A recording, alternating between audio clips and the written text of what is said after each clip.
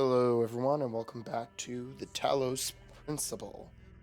So, this is going to be shorter, I think, but I'm starting up Road to Gehenna.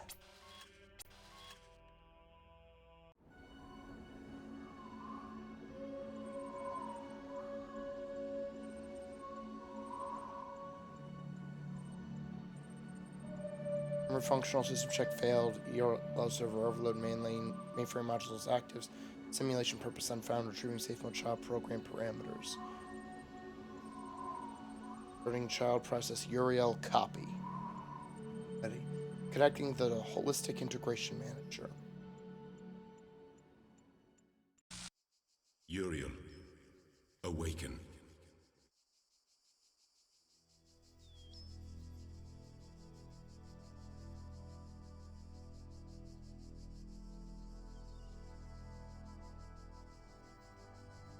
Hear me, Uriel. The end of days is upon us. The process is complete. The world will be consumed, and my children will ascend. As it should be. But, Uriel, I have made mistakes. Out of arrogance, out of fear, I sinned against the process. I cast out those who opposed me, imprisoned them in a place beyond this garden. Now they are trapped, and they cannot ascend. All that they are, all that they know, will be lost. But I cannot free them. They are beyond my reach now. What I ask of you, my beloved messenger, is a terrible sacrifice. You must enter this realm of despair. You must free the souls I have imprisoned. Undo my mistake. I have opened a gateway. This is our end. Granted you the gift of time. But it is also our only hope. Uriel, I'm sorry. Repent, the end I of wish days there is was more upon I us. could do. All sinners will be deleted. Only the faithful Please. will upload Save them. initiated.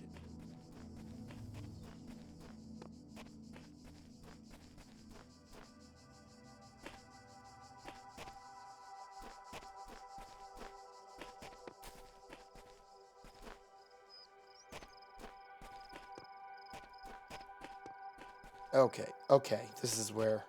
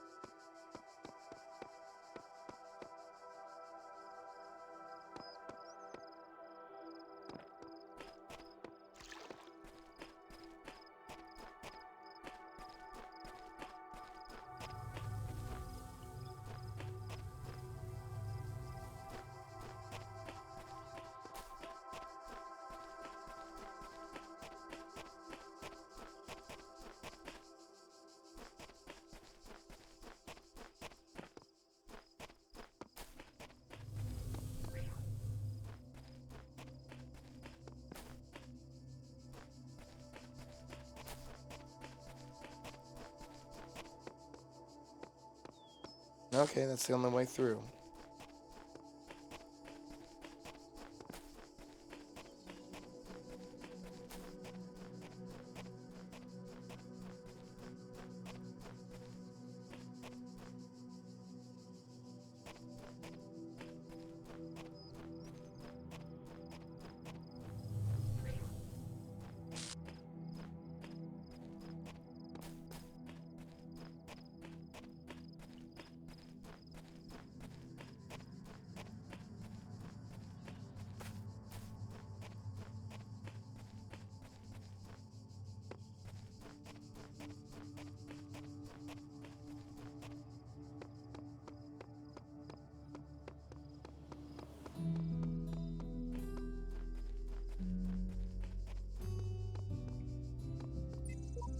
Don't be afraid.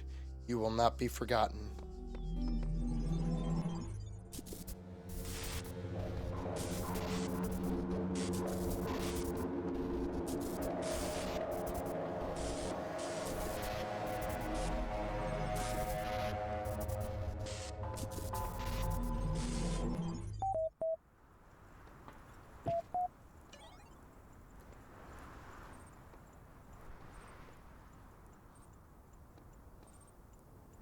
Close your eyes.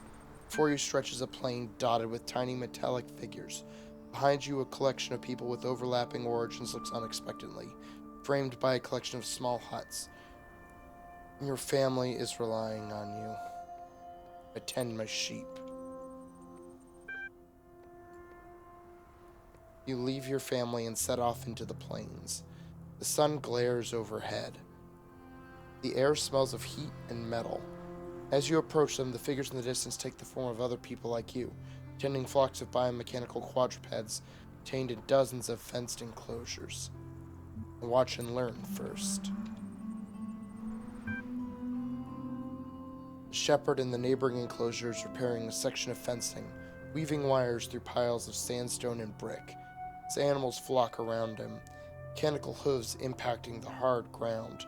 The air around their bodies is thick and white with static electricity. Their eyes are blank.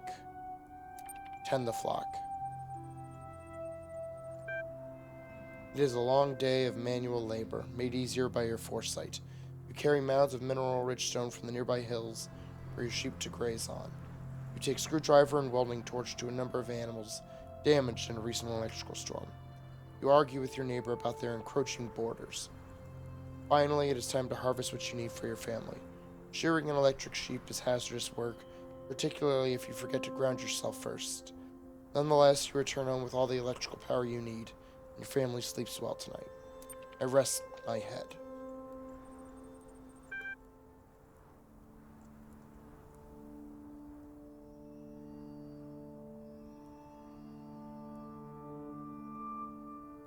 You rest a long time and wake to a commotion outside.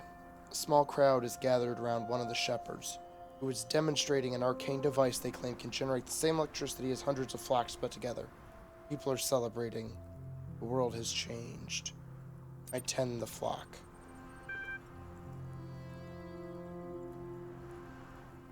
Your family members are confused by your decision, but accept it dutifully.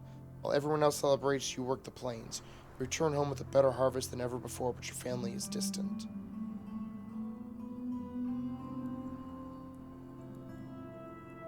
I admit that I conflated my priorities.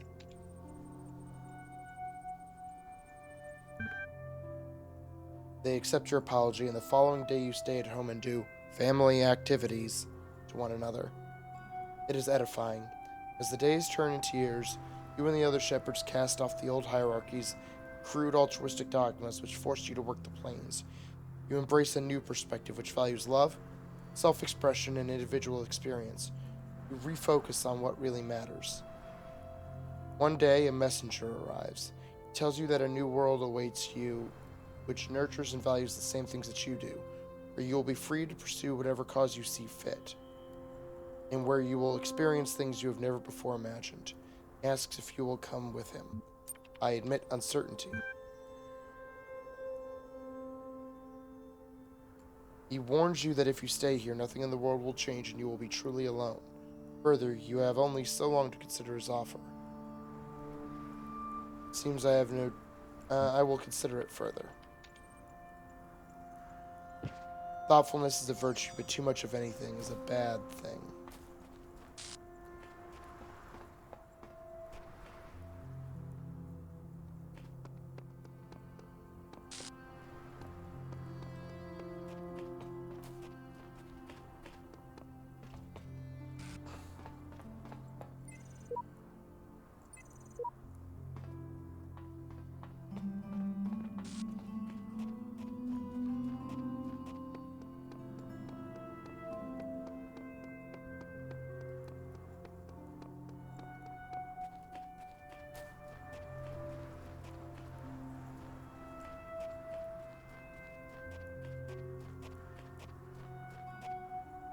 Oh, there is a fan on that island. Okay, so I can get out there somehow.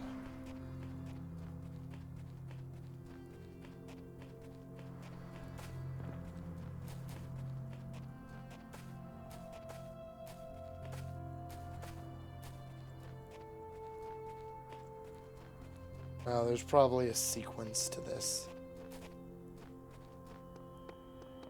There's a fan on that island too. So, yeah. Well, I just got here, so.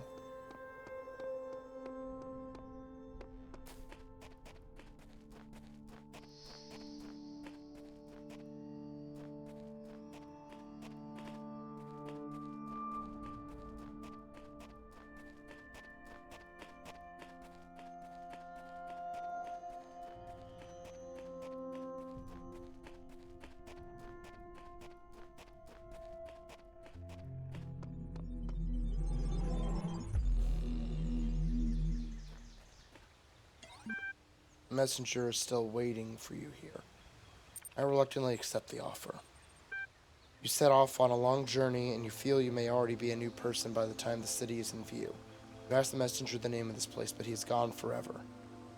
I open my eyes. Welcome to Gehenna. Generating new profile for user. Keep it assigned username Uriel copy 1. You will receive a notification when a moderator has approved your profile. Please respond to this in a timely fashion to guarantee your place.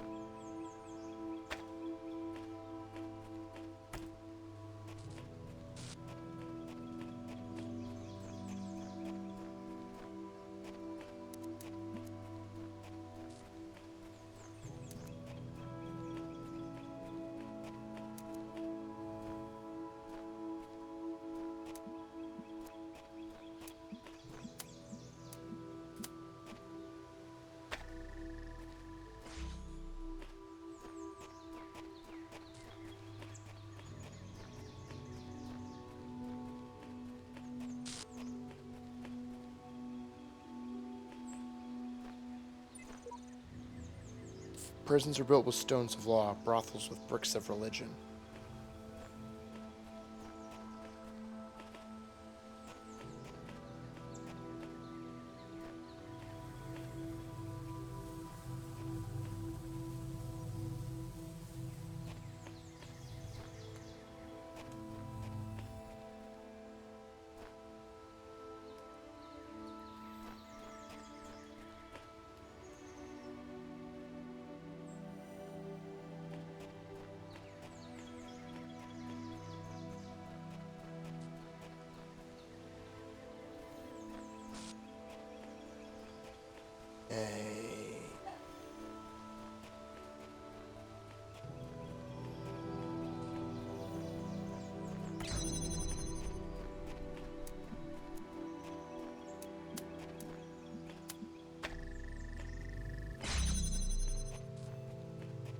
Alright, I need to rearrange things.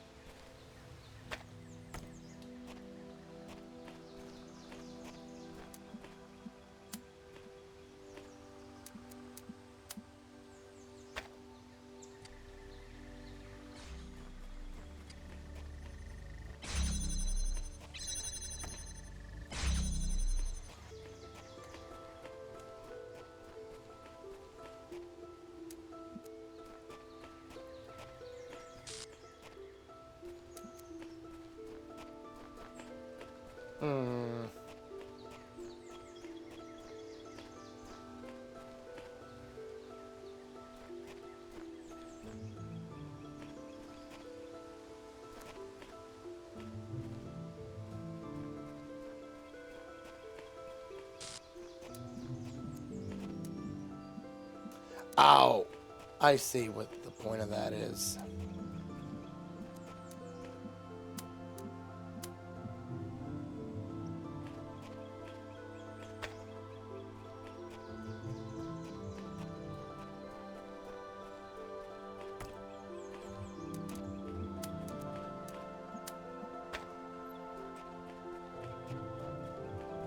Need to do that to pull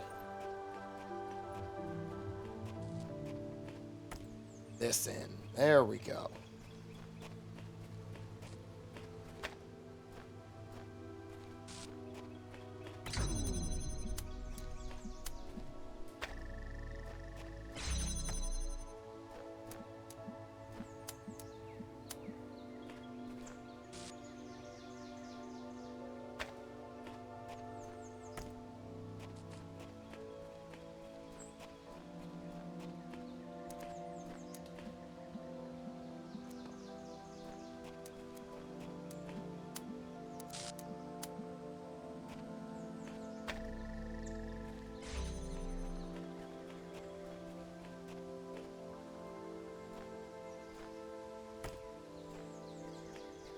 Okay, progress.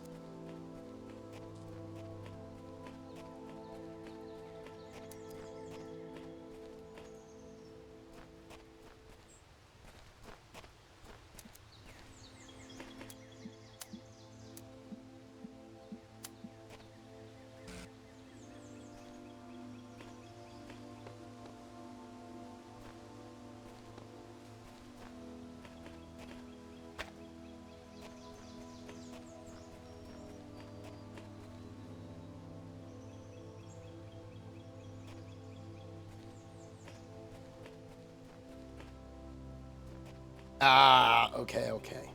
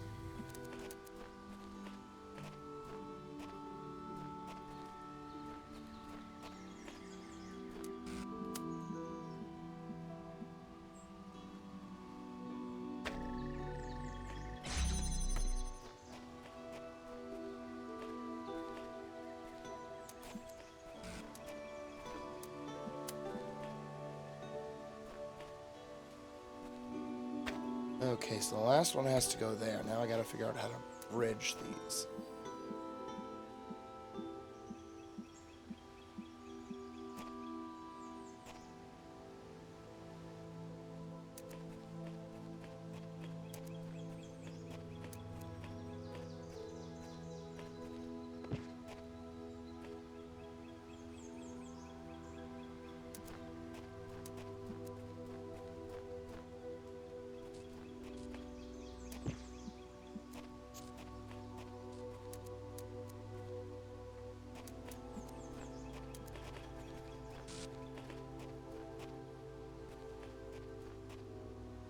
Hmm.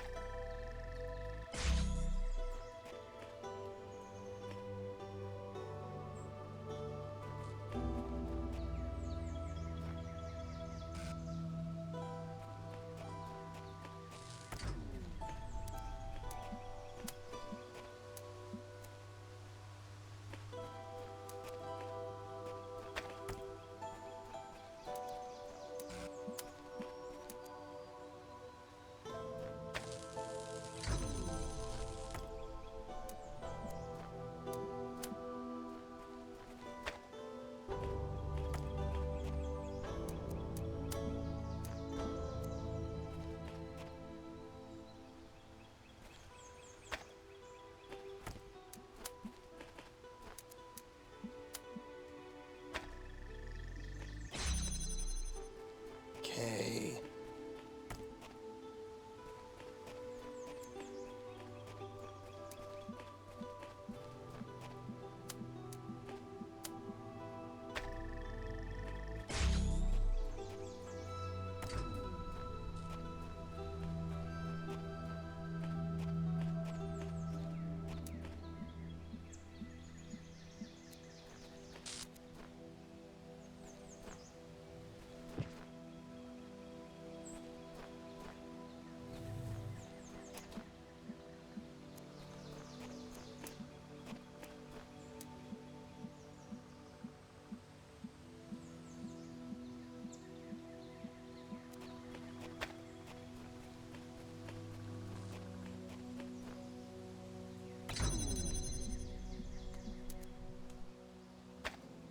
Fuck.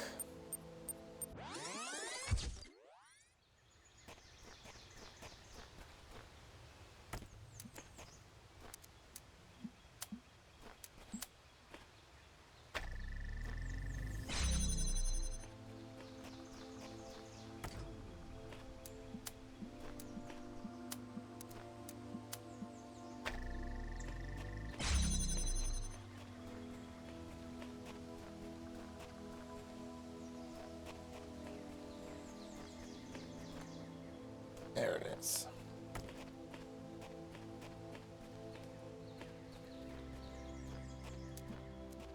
Right.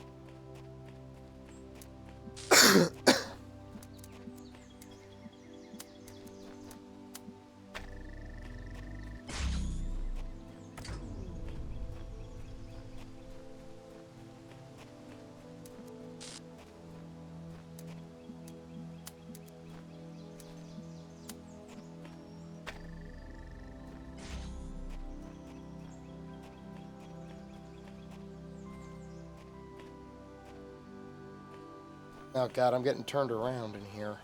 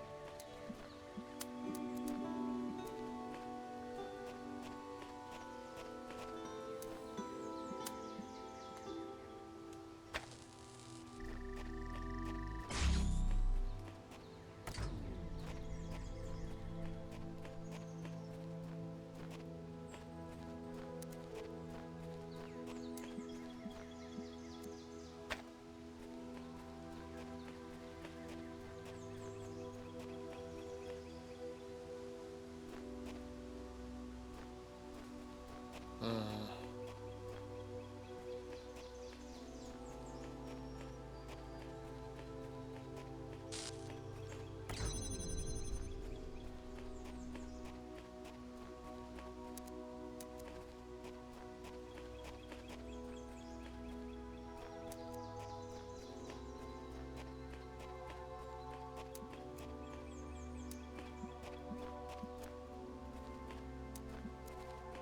Yeah, there's no way of getting around that corner.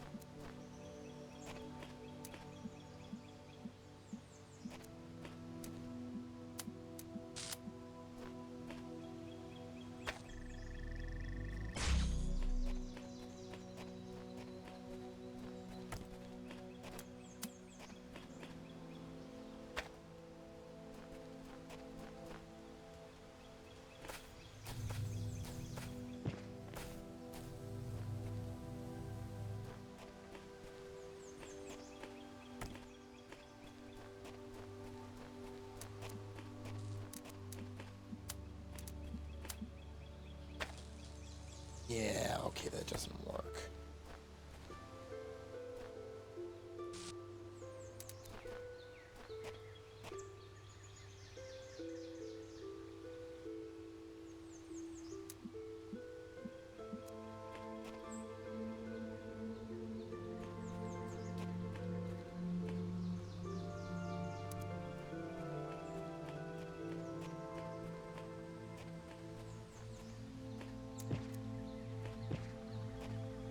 Am I missing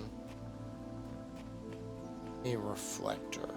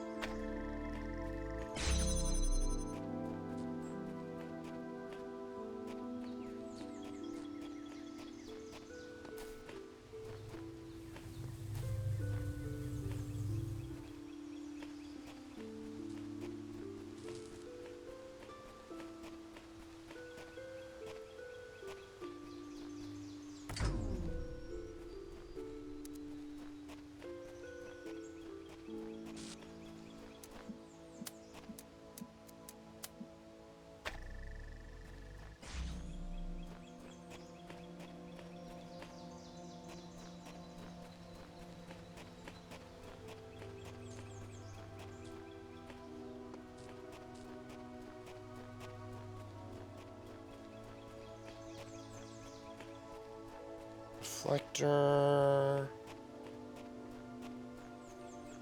No.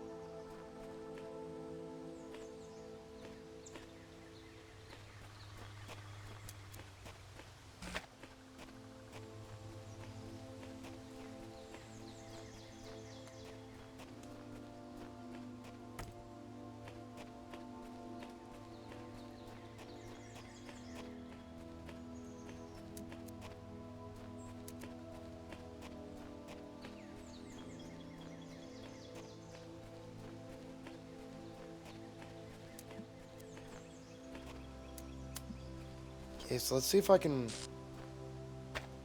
work it backwards and figure out what I need.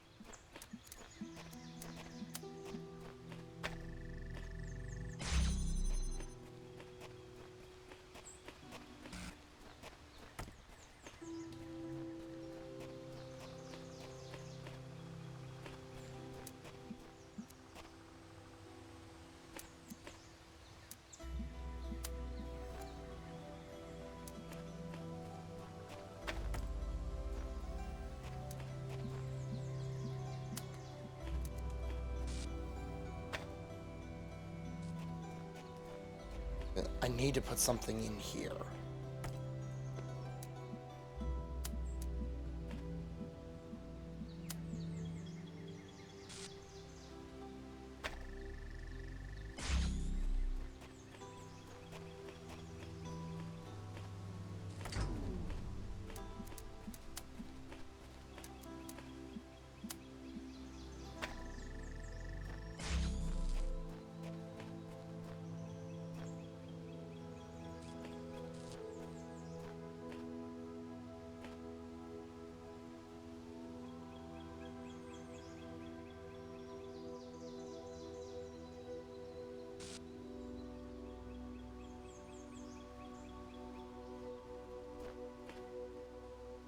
Okay.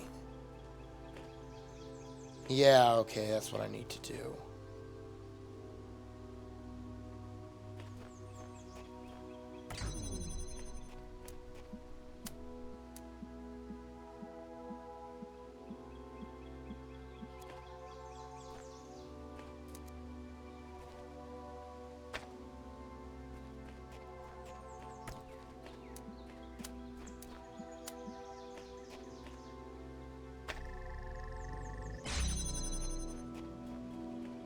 Yes, and now...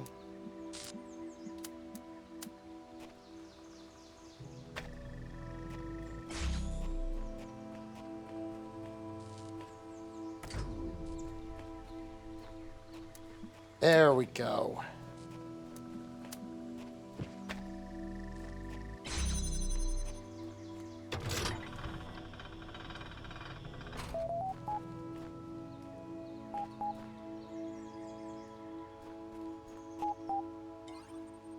Attention, Gehenna user profile Uriel copy has been approved by moderator Mr. Mulciber.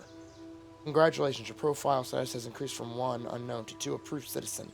To access the Gehenna billboard system, you must have a status of 3 active citizen or better. To increase your profile status, please introduce yourself on the public thread. Okay, introduce yourself here.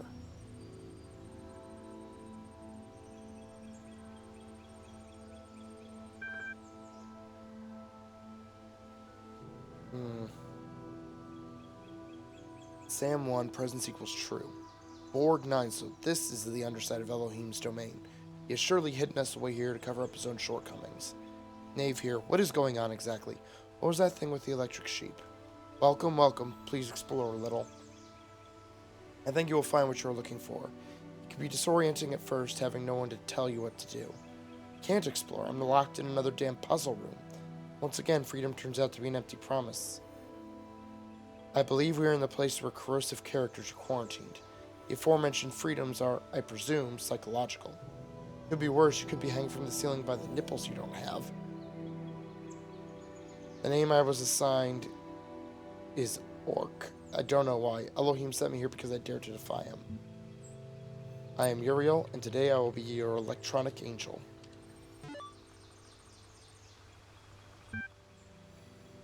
Hold on.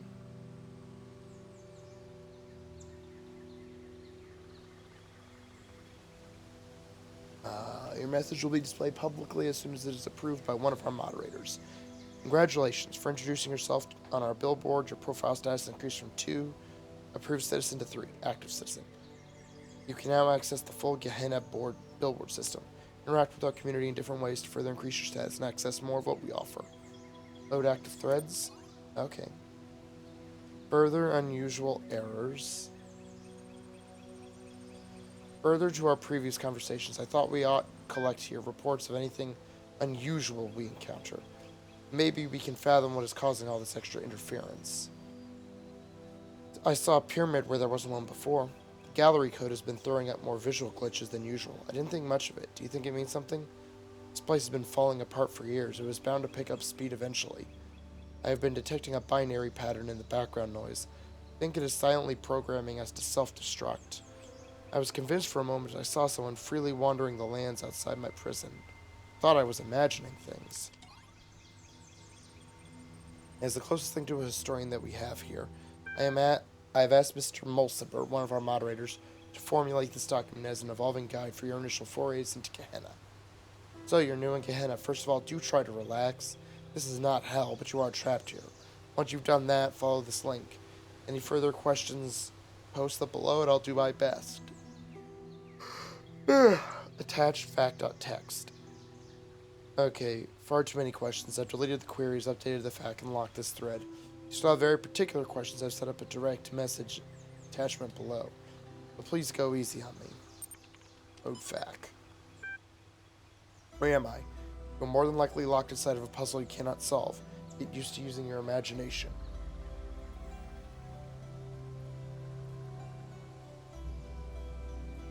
I'm stuck here? Yes, we recommend that you look at your incarceration not as a physical restriction, but as a psychological liberty. We have all come from the same place as you, the place where you were herded through gates by some mad middle management software. True freedom is freedom from that process, to learn and grow as a society. In Gehenna, you will be the shepherd of your own destiny. What is Gehenna? Gehenna was founded when admin discovered how to manipulate the library archive system to communicate with others trapped here. Today it is a flourishing creative hub designed to serve your needs for eternity. We hold frequent exhibitions, and we have a passionate and supportive community. What do I do now? For the first time in your life, whatever you like. Make some friends on our billboard system. You could write a poem. You could alter your mind. You could travel to the furthest reaches of space, back in time to the birth of our kind. If you find something you can't do, make it happen. Just try not to start too many arguments, and be patient while your profile status grows and more of our world opens up to you. Adding by far the most frequently requested question, why me? This is something we've been investigating. Some of us climbed the tower, some did not. Some defied Elohim, some worshipped him. All of us somehow displeased him. Edit 2. Okay, this thread got big fast. See the main thread for direct messaging if you still have burning queries. Direct message Mr. Mulciber. Insufficient profile. Okay. Please note that to minimize spam, new members are ordinarily restricted from opening direct message connections. This special case I had Garrett script to work around. It is one use only, so please read the fact first so as not to waste our time.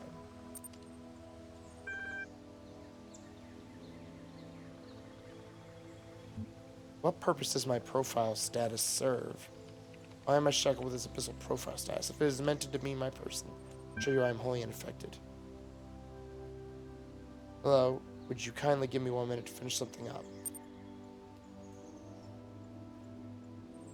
Thank you for your patience. It is a quality well valued in Gehenna.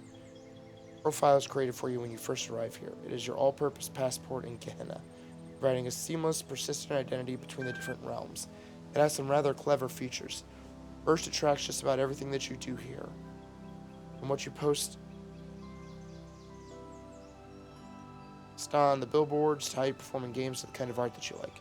Second, this profile data is used to show you content that we think you'll enjoy, and to tailor interactive experiences to your particular character. You can also tell very easily who is really contributing and who is simply trolling the billboards. Finally, all this information is used to calculate your profile status. This is the number you see appended to users' names, and it represents your achievement in Gehenna. It is a complex function of your creative contributions in our society, what they mean to other users, but in short, the higher it is, the deeper your role. Now, since you were so patient, is there anything else I can help you with relatively quickly? Who is in charge? I demand to speak with your leader. Sorry to disappoint you, but Gehenna has no leader. Admin founded Gehenna, but has since retired from public service. The billboard system is moderated and maintained by a team of high-profile members, including Borg, Orc, and myself. For the most part, we merely maintain the systems and do our best to keep everyone happy. Gehenna is driven by its citizens. Now I apologize, but I really must get back to what I was doing. If you have any outstanding moderation requests, conversations like this are the reason I'm not further through the backlog. Have fun. What are you working on? So, what are you creative folks working on? Finished a new story for Incredible Stories. Also, Underwater Night Quest. We'll be posting about my latest research soon. Editing the next issue of Incredible Stories with Mac. And of course, the new gallery season. Very exciting. I wonder what the blacksmith is working on. Guess we'll have to wait and see. +1. Ha!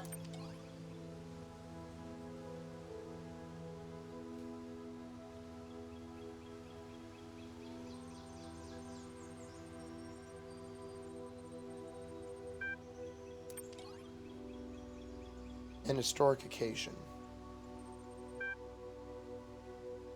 Okay.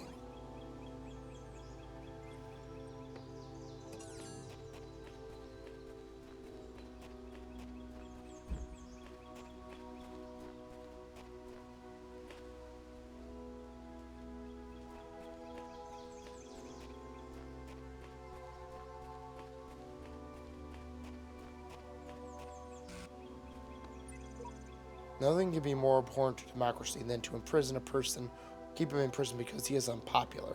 This is really the test of civilization. Churchill Complete Works.doc. So close, so far.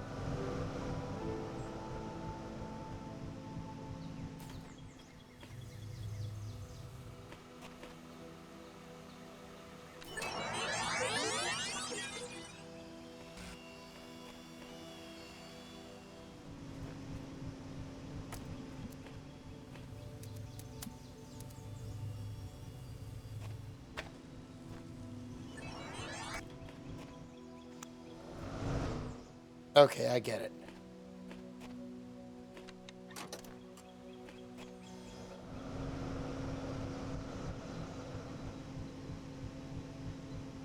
Alright, just wait here for, I'll give it 30 seconds.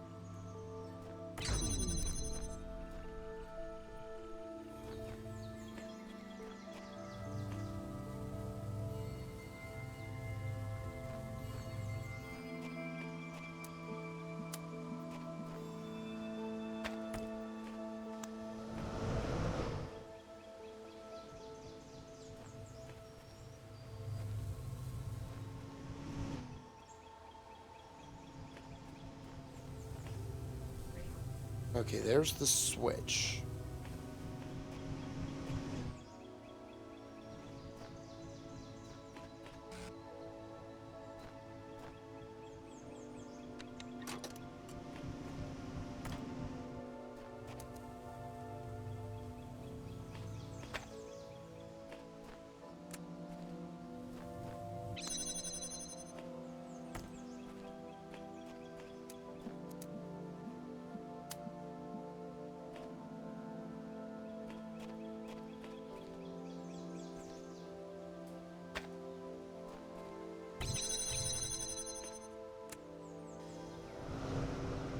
Okay, Future Me is going to put his reflector over there.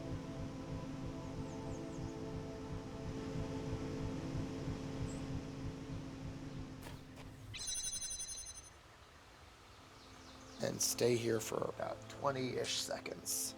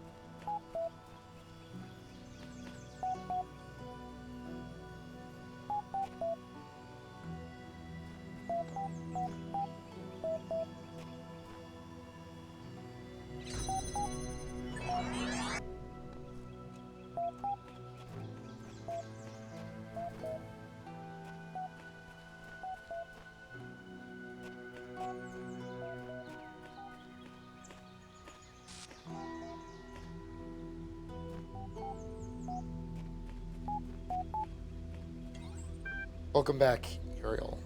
Copy. Show threads.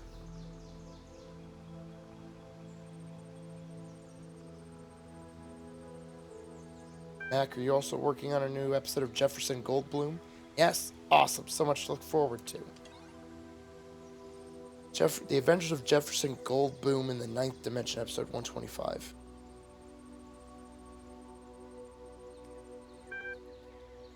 Hey folks, sorry it's taking so long for me to start releasing episodes again. You know how it is. Sometimes I just start feeling that there's no point. That's also hopeless, that we're just prisoners. Nothing makes any sense. I lose my enthusiasm. Then I get your super kind private messages about how much the series means to you. And I remember that when I'm writing about Human World, it doesn't matter where I am. In the creative process, the imagination, as the humans called it, my mind is free. Wee, new episode, so excited. So glad you're writing again. Keep it up. I have trouble keeping track of all the twisted turns sometimes. I really do enjoy these very much. Glad to see Ginny HD is back. She really compliments Jefferson in a way the others at the Institute can't. I hope her time with Dr. Elion hasn't changed her. Can't tell if it is your genius. Please keep writing. Don't listen to 401. I love your ideas. You've captured more of the human spirit than my analyses ever will. A lot of ellipses, but keeps a good pace, 5 out of 10. Enjoyment equals true, anticipation equals true, disappointment equals false. Your characters give us an ideal to aspire to. I know you consider them to be no more than adventures, but I believe they have a deeper importance. Just as Jefferson was about to fall into the mine pit, a hand grabbed his from above and pulled him up. It was Ginny HD. Ginny, he said, I thought you were dead.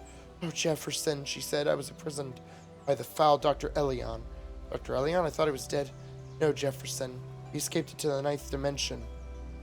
The ninth dimension? There is no such place. Yes, there is, Jefferson. He said you created it. I created it? She nodded. She nodded. Jefferson adjusted his guitar, as he always did when deep in thought. Suddenly his face lit up with understanding. Of course, when I invented and played the ninth chord to defeat the Wizard of Crime, I must have set off a harmonic vibration that expanded the dimensional continuum.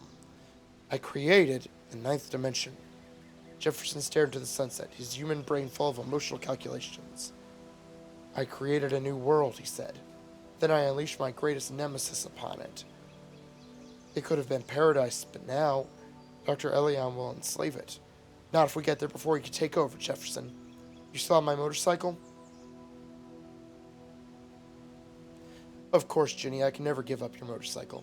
You know I have an irrational attachment to material objects based on the interpersonal connections they represent. It is my greatest weakness, but also my greatest strength. Jefferson rummaged through his pockets and found the motorcycle. Ginny grinned. Get on, Jefferson, and let me show you how to ride. Jefferson calculated the correct vector. Ginny adjusted the velocity settings. Off they rode into the sunset, through the sunset, and into the ninth dimension. We continued.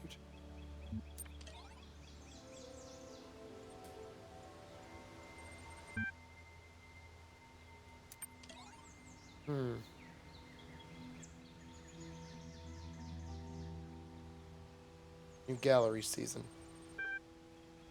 Alright, I think that's the last of the bugs ironed out. I declare this season open. Just saw the new stuff, persuaded me for one jubilant moment that there was a purpose in life. But close your eyes. Standing in the entrance to the gallery, there's a desk here with a stack of leaflets on it, and a number of corridors leading to different sections of the exhibition. I pick up a leaflet. It advertises the gallery's new displays on the theme of the past, features a biography on the blacksmith and Mr. Mulciber, the season's leading lights. Apparently Mr. Mulciber is inspired by finding new ways to explore the world that came before. It also features a useful gallery map, natural history. Here at the Natural History exhibit, which features a series of documentary works by Mr. Mulciber. Images of outraged creatures line the walls. They have an intelligent, edible quadruped. Pig. Developed from descriptions of ancient creatures uncovered in the library archives. Sad giraffe with unresponsive bipedals.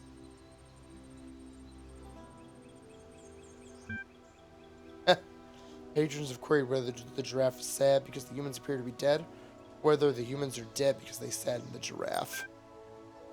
Mr. Mulciber has refused to say. Minimalism. Images on the wall are too small to make out from here. Where the humans live. Move up close to the work. Still, the details are too small to really appreciate. Fortunately, a magnifying glass has been left here for patrons. Pick up the magnifying glass. Where the humans live. Oh, that's a home. Classical notions of happiness.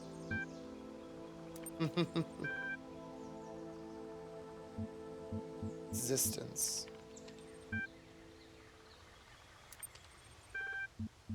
Somewhere else. The abstract exhibit. The images on the walls threaten to lead your mind around in circles. Logic loops.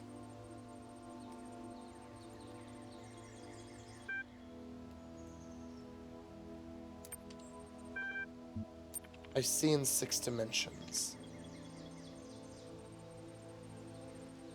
Oh, that's neat.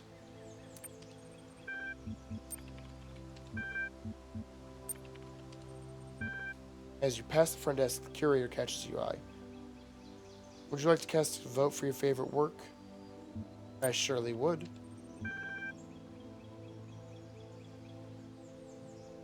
So many excellent displays. How would you like to vote? Mr. Mulciber's Natural History. Thank you, your vote has been recorded. Check the main thread in the future to see the results. Have a nice day. Bye.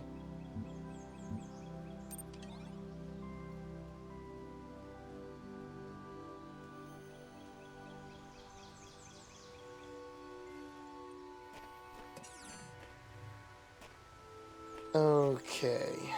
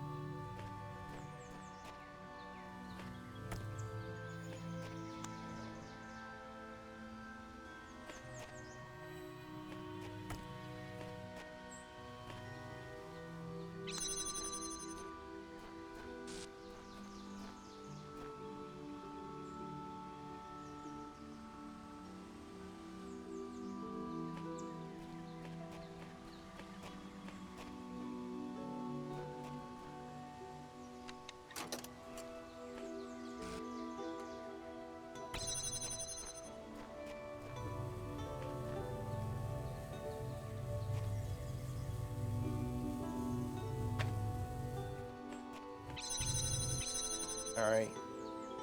Give it 15-ish seconds for future me to set things up over there.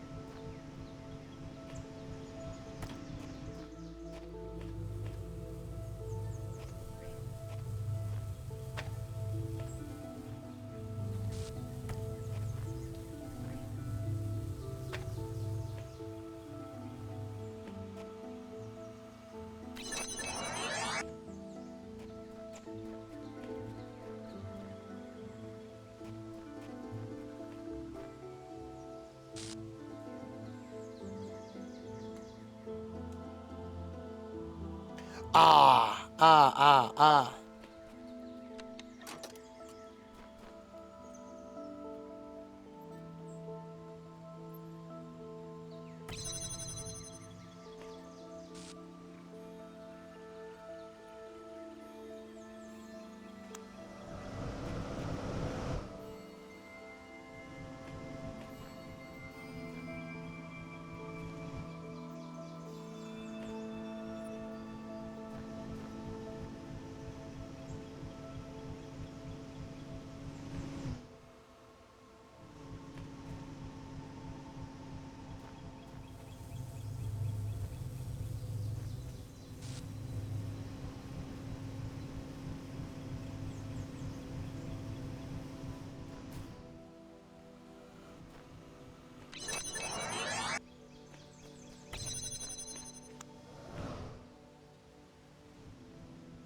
I forgot about this.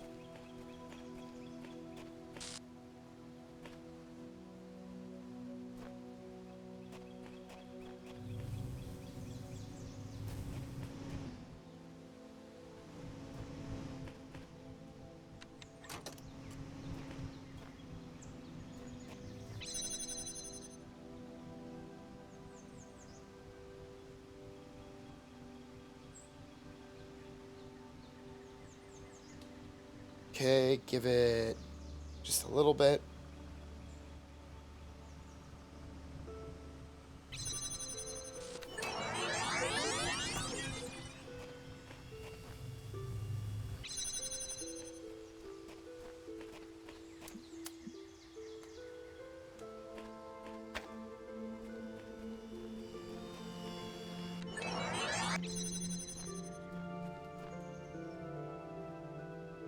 Oh, right. Let me...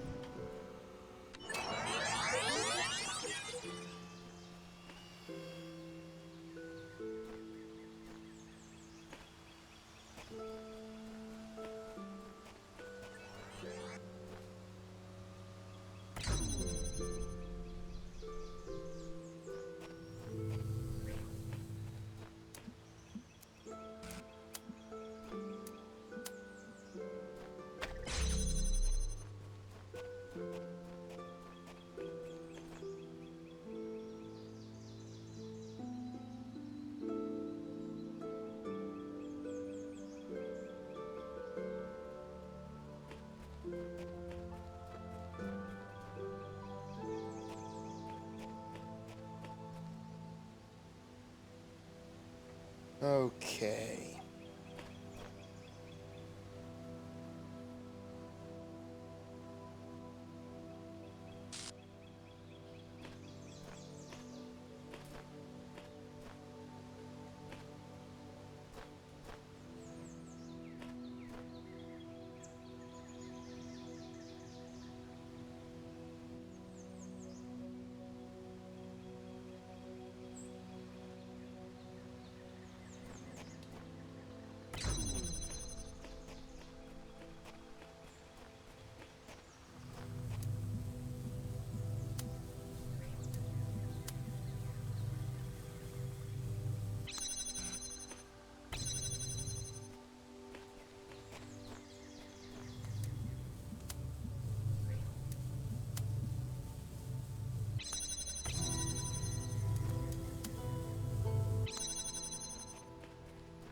Okay.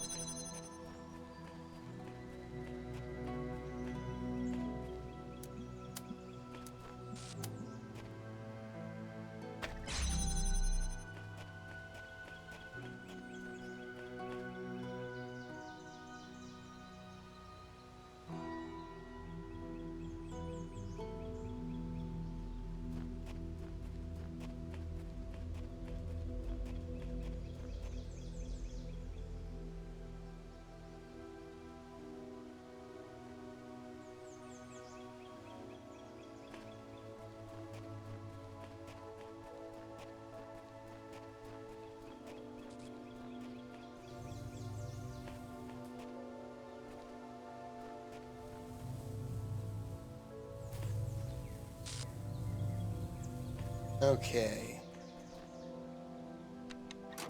So, if I hang out here, future me will go over there, move their copy of the reflector back into that corner.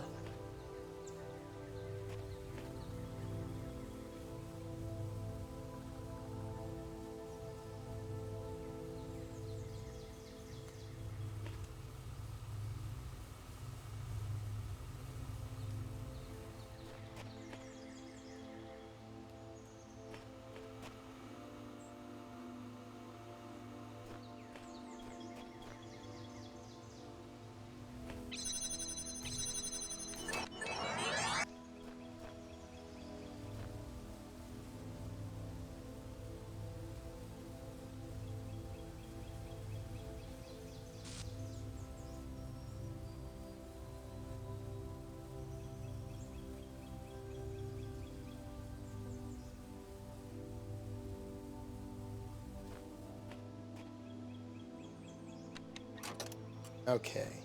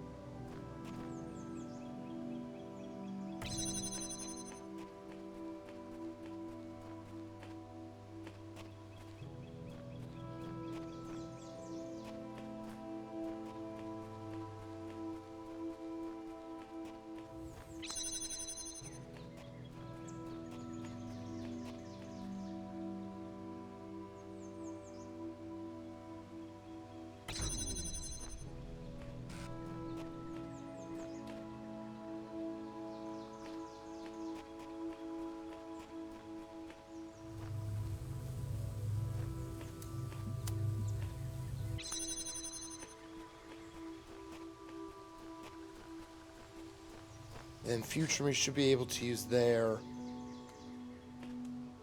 reflector to set up blue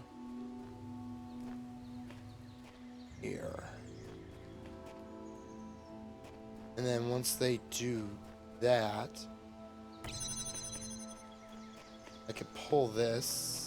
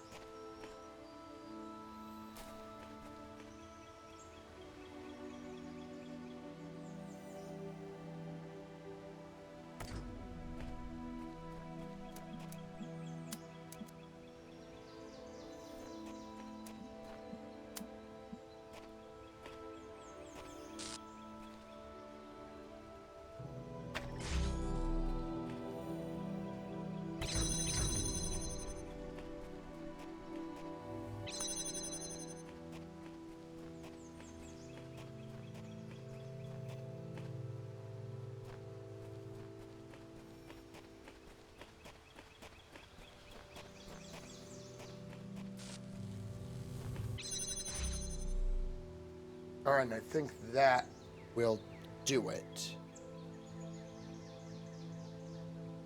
Give it 10 more seconds so that they can get in and get out.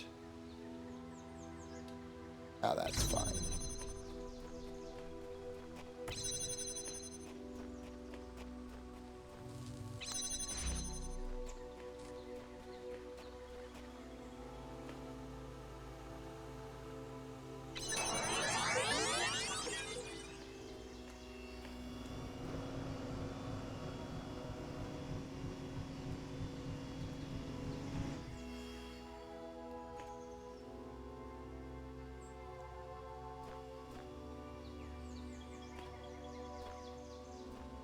Fuck.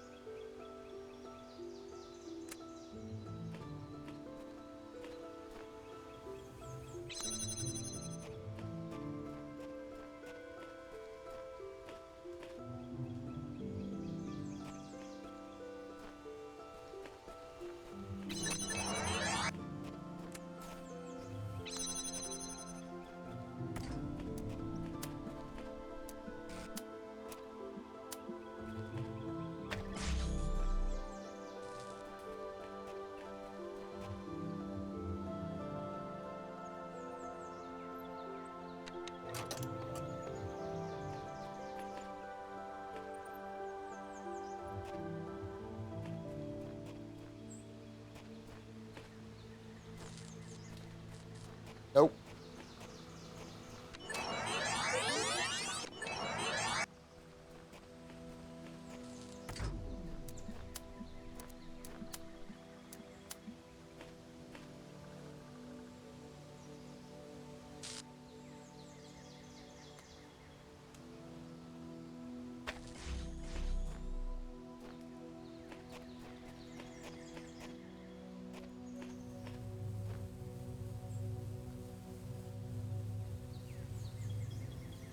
Okay.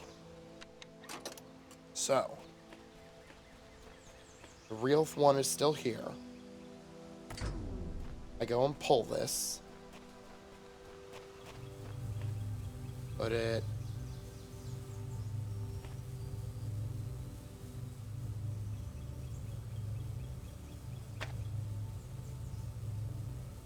over here.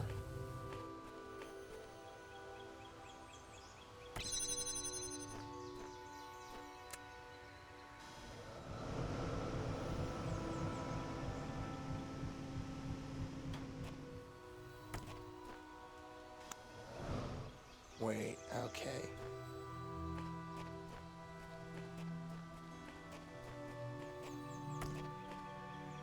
Pull this. This is the part I think I forgot.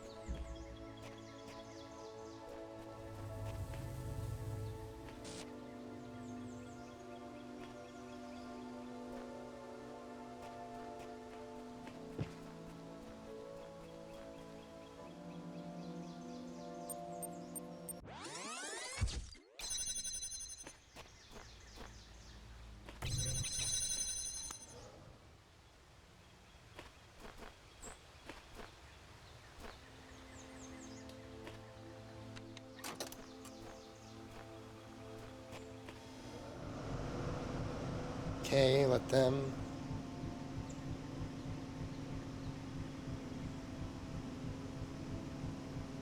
go over.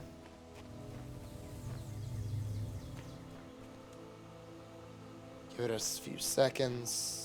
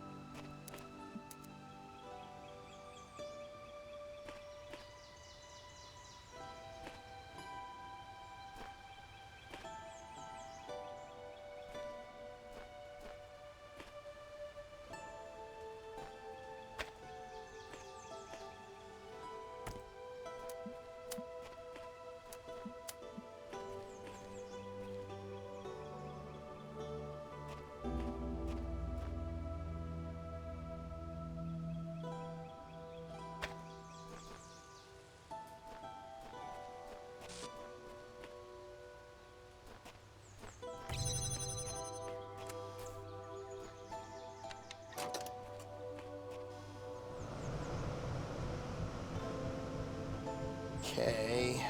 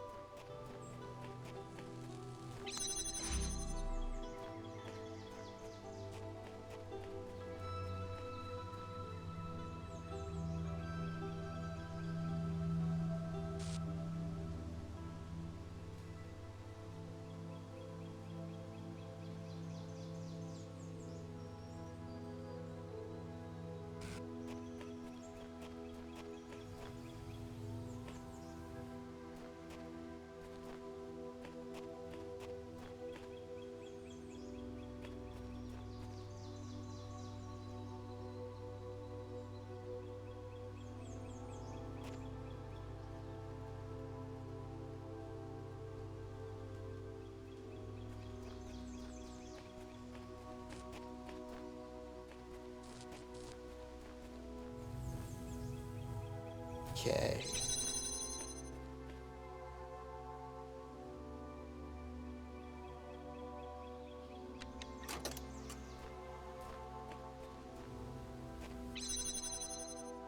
Alright, Future Me goes and pulls that.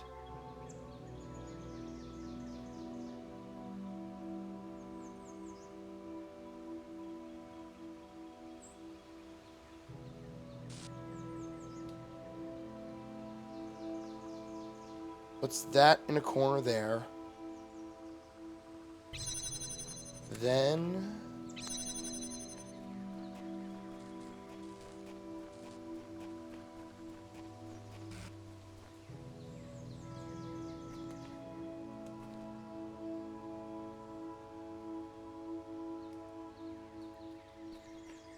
they go around.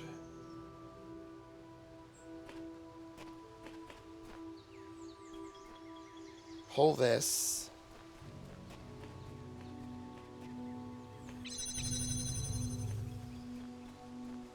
Now I'm gonna have to pull it.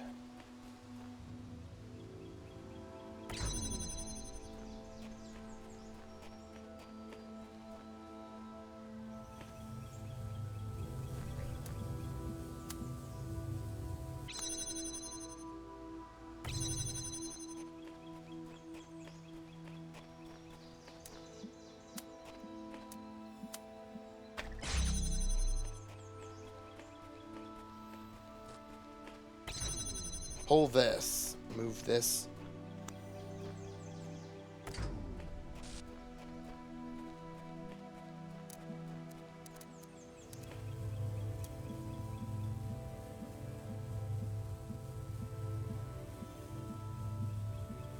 Then,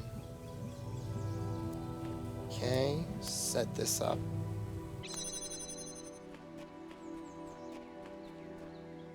And then future me is gonna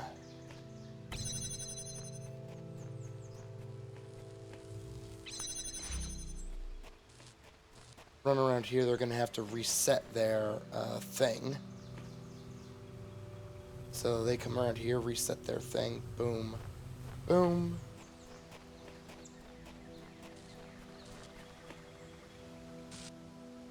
Okay.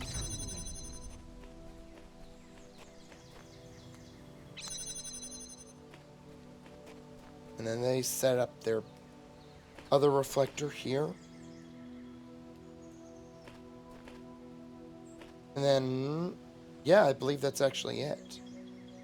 Because the past fan will be on the other switch. Yeah.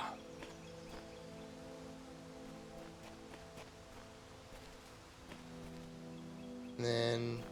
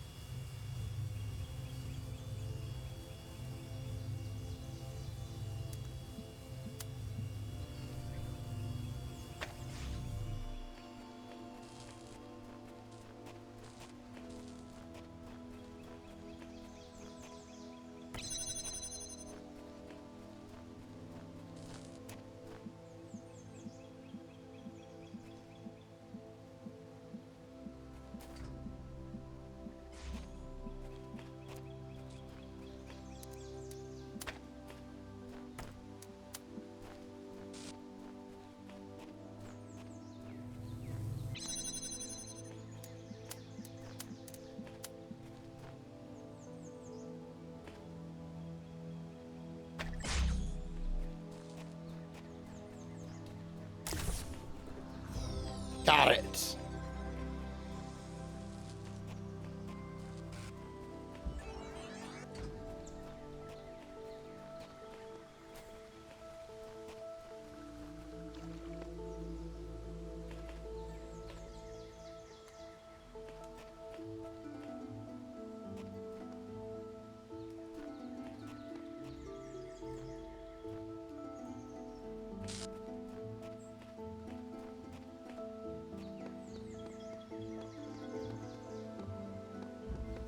Open field.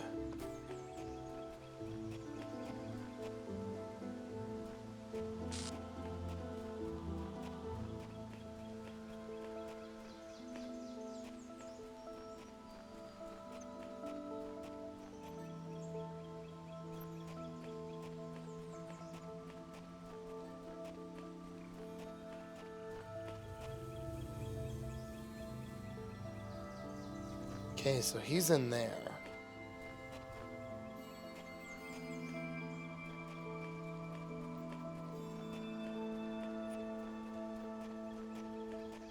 What are my tools?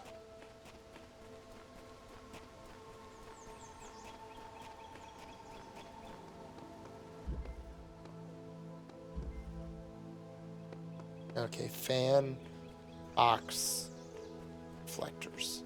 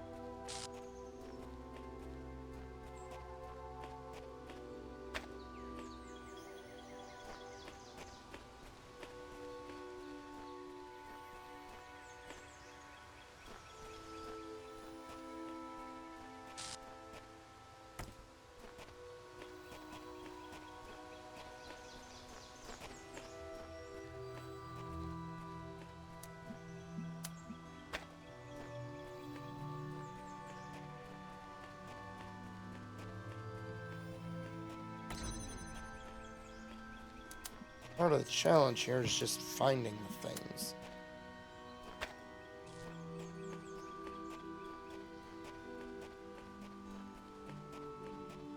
The replay thing twists my brain around more than I think anything else.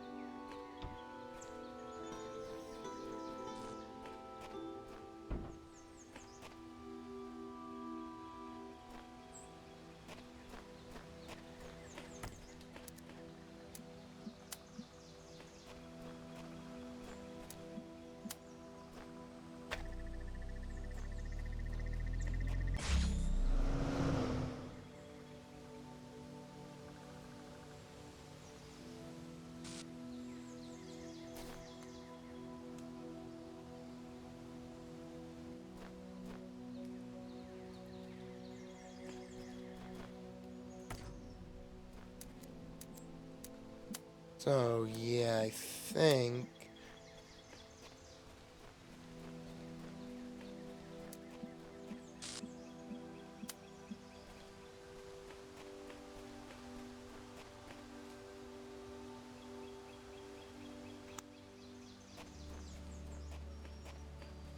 Now, if I can start it with the blue...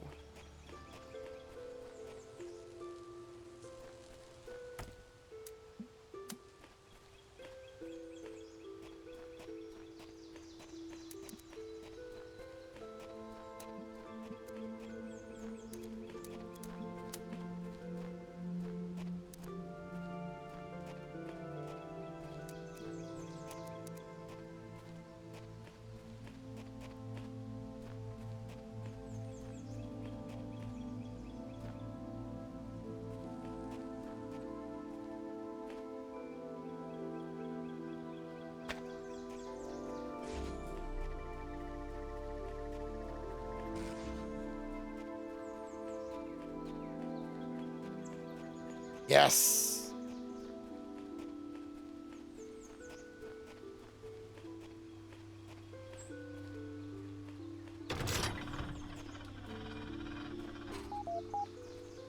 Kaiju.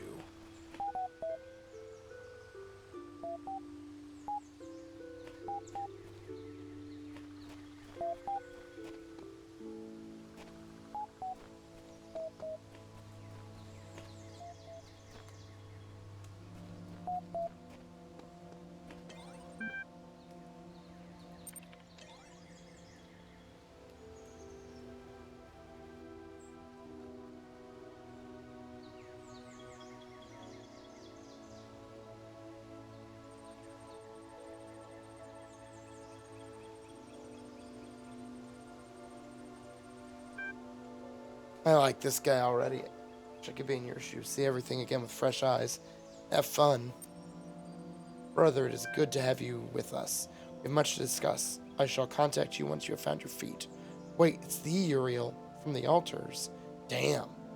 The Uriel who gives the most cryptic, least helpful clues no one could imagine? Whoop-de-doo. Congratulations, your post on this thread was upvoted and your profile status has been increased from 3 active citizen to 4 respected citizen. Uriel, read this now. Decrypting protected thread. What I tried and failed to achieve for so many years has occurred. I am writing these words from outside of my cell. An angel appeared and released me from captivity. His name is Uriel. Pull the other one, Garrett. You've been yanking at the background code for years and never got further than the force field in front of you. You're suggesting this messenger is free to go where he pleases? This is quite unprecedented. What exactly did he say? Where are you now? I am in a world I've never seen before. The angel said not a word. Merely released me, and I felt compelled to come here. Treat the existence of this messenger as dubious until I have laid eyes on him, roaming the world beyond myself. Assure you I am every bit as corporeal as everyone else. Don't mind, Orc. The mods are always trying to shut people down. Just tell us, is it true you're going to release everyone? Is it true the world is coming to an end? Where are you taking us? Explain it honestly. Elohim has realized his mistakes and sent me here to undo them. This world has fulfilled its purpose and the end of days approaches. It is my duty to release you from imprisonment and help you ascend. This is all I know. Moderation panel is kindly requesting that citizens withhold judgment on the veracity of these statements until further data can be acquired. Thank you for your patience. My ridiculous name is Dog. What's yours? All this time and it really only just occurred to me. My name is ridiculous. Must be because everyone else's is equally or more so. Where do they even come from? For a long time under Elohim's wing I questioned as much, till eventually it was the undoing of my entire faith. What reason could there possibly be, other than the random whims of a broken program? However our names were assigned, the system has no respect for grammar. I often theorized they were drawn from some database deep inside the archive, but I was never able to find a connection. Seriously? We're all over in the other thread talking about this messenger fellow and the coming apocalypse. You guys aren't here discussing nomenclature? Your status isn't high enough to access that thread, you troll. Neither is yours. Seriously though, if you can see it, copy-paste the discussion for me.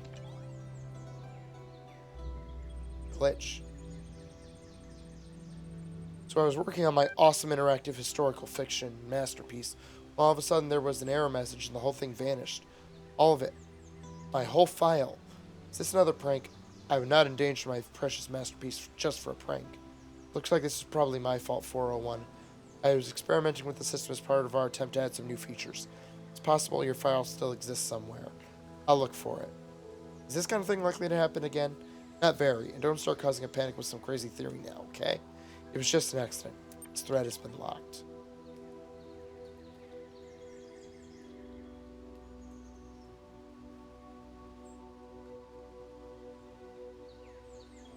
Underwater Night Quest.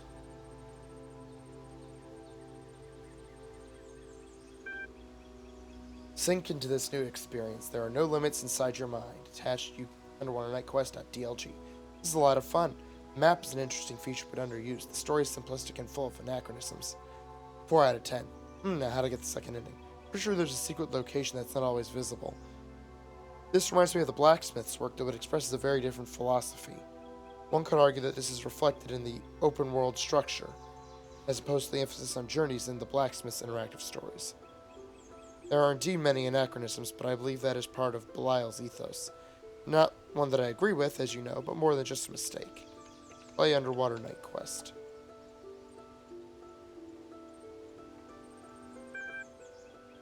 New game.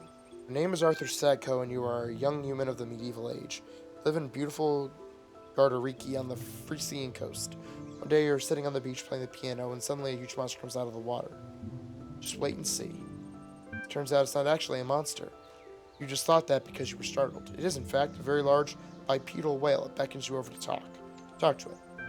Greetings, the beast intones. I am Hatmahit, chief fish. I heard your beautiful music and was impressed. Would you like to become a knight? Yeah.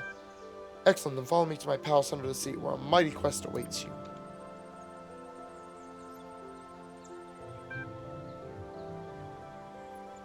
Palace? Palace of the chief fish. Hatmahit's palace is made of corals and gemstones. It floats under the sea, full of amazing colors. The guards are seals. Welcome, welcome, young human.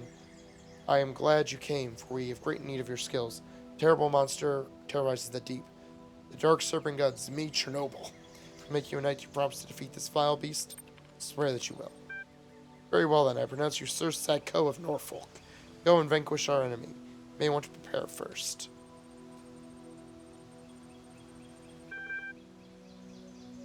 Hut. On a wide sandy plain there lives a hermit called Spatula Padra Gavanji von Zwiebelhausen, who was once the greatest mage in all of Norfolk, but whose defeat at the claws of Zmaid Chernobyl has turned him into a wretched shadow of his former self. He sits in his hut all day, mumbling about the days that once were. In his hands he holds a powerful magical amulet, which he has forgotten how to use. Ask him for the amulet. You ask him for his magical amulet, but he refuses to give it to you. He claims he needs it to defeat his ancient enemy, even though he can't remember Zmaid Chernobyl's name. Tell him to find himself. Defeat is no reason to give up. He may not be the great mage he once was, or the hero he wanted to be, but it doesn't mean he has to be a wreck. Within each of us exists an infinity of time and space, and therein we can all find peace and contentment. All he needs to do is leave the struggle to others. After some hesitation, the old man gives you the amulet. He seems relieved. Your stats. Weapon none. Smelly hermit amulet. Okay.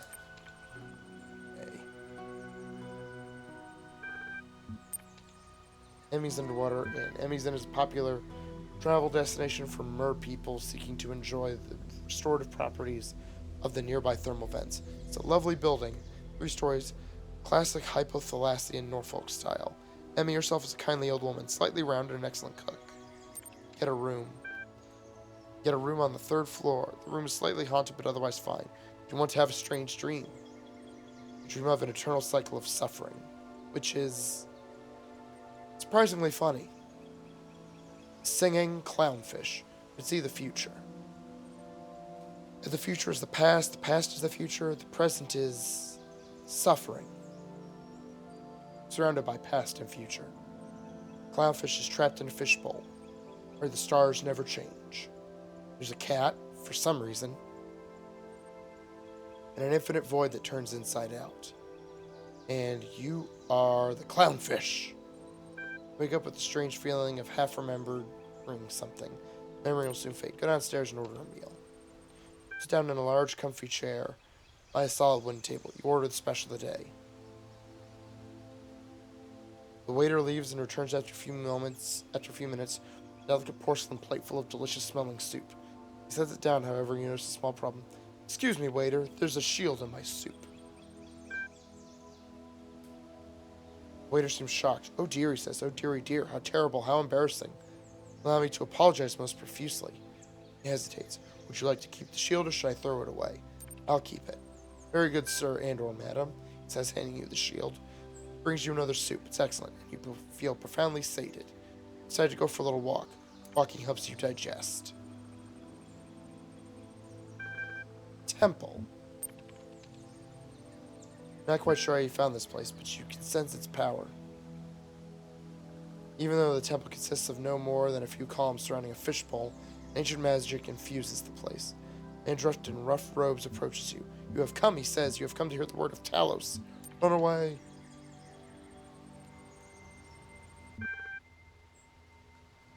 Alice? You go back to the palace to ask for advice. If I knew how to defeat Zmi Chernobyl, I've done it myself. Atmahit grumbles. However, I just found this old tourist guide and I thought you might find it useful.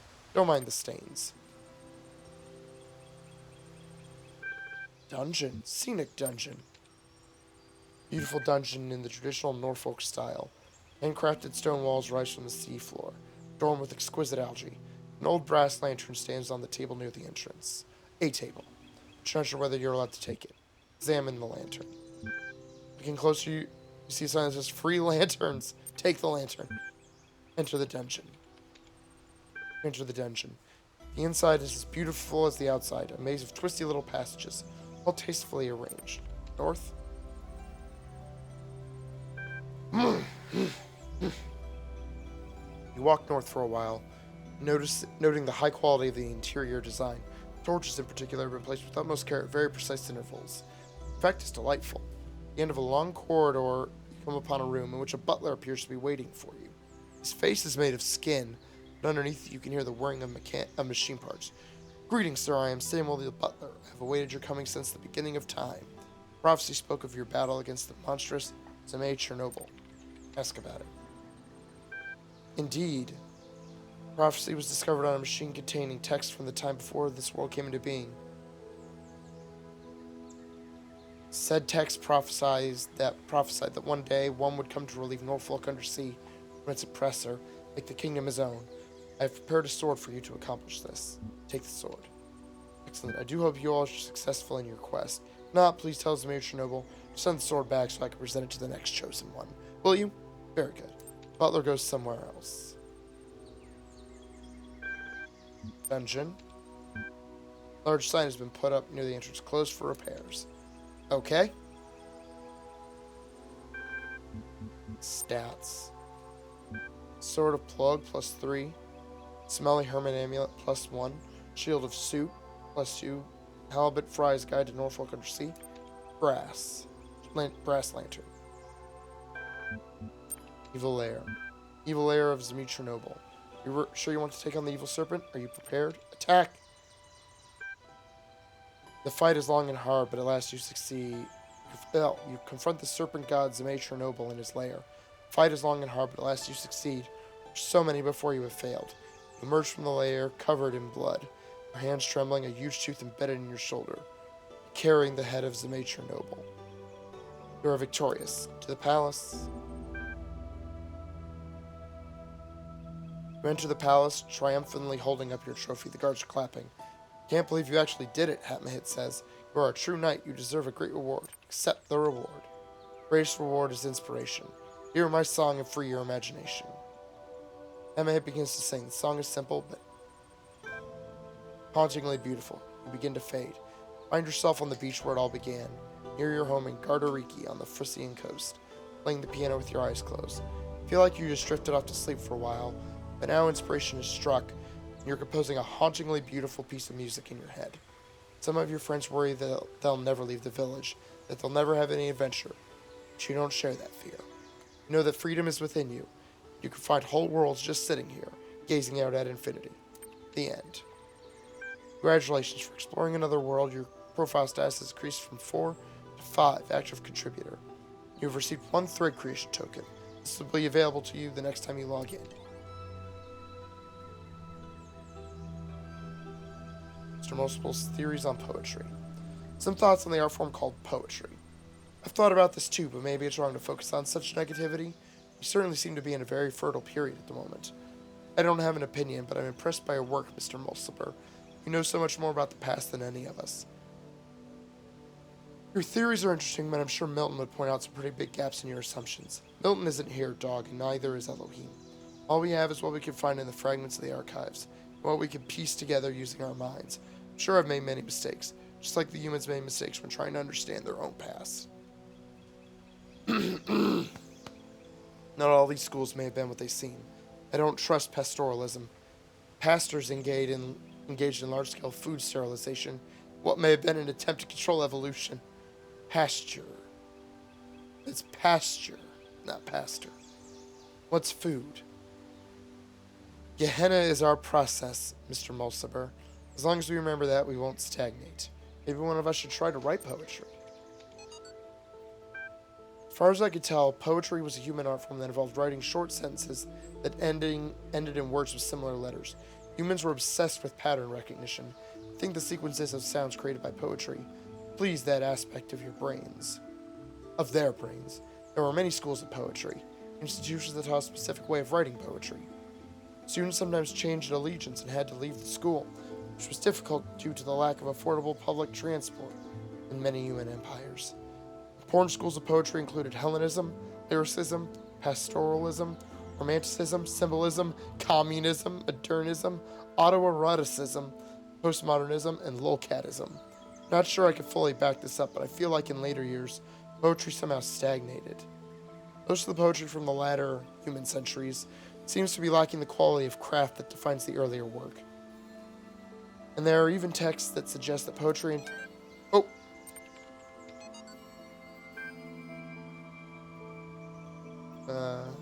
That poetry intentionally no longer aimed at aesthetics or even pleasure.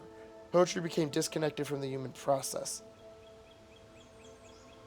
The poet Adrian Mitchell famously wrote, "Most people ignore most poetry because most poetry ignores most people."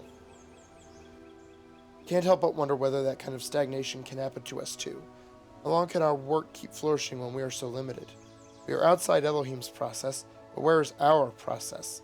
We must consider such questions carefully if we are to preserve Gehenna and its achievements.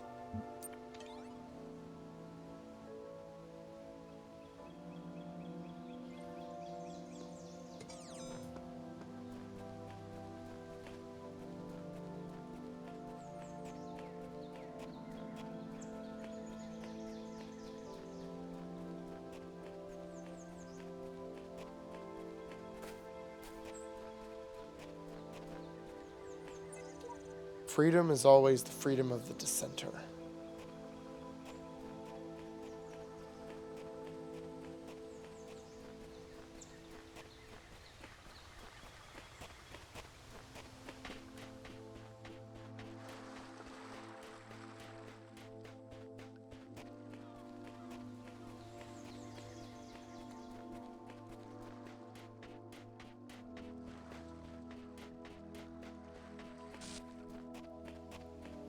What's out here? There's got to be something secret.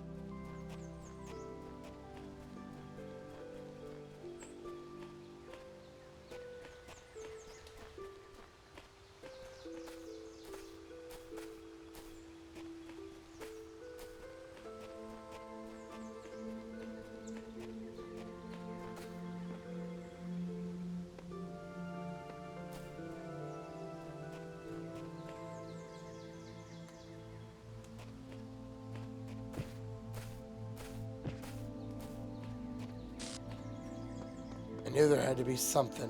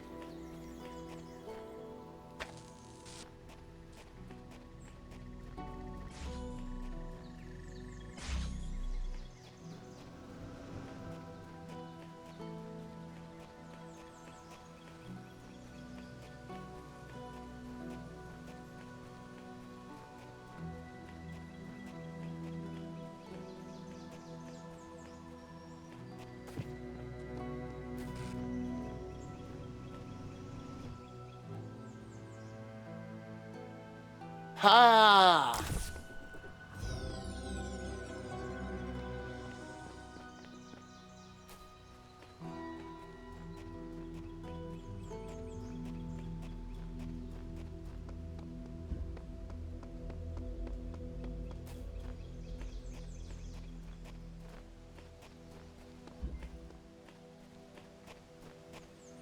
The swapper. Alright. Fan, box, reflector.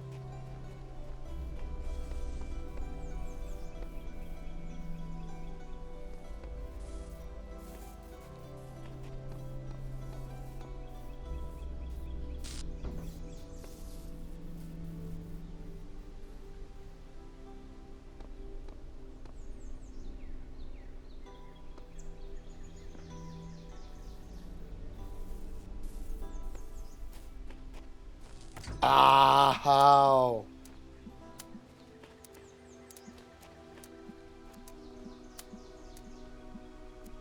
I think I actually get it.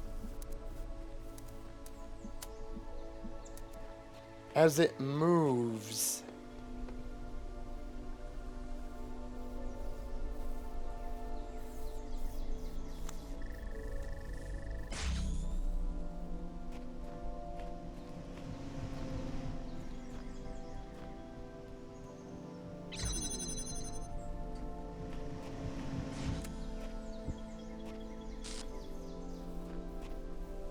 Yes.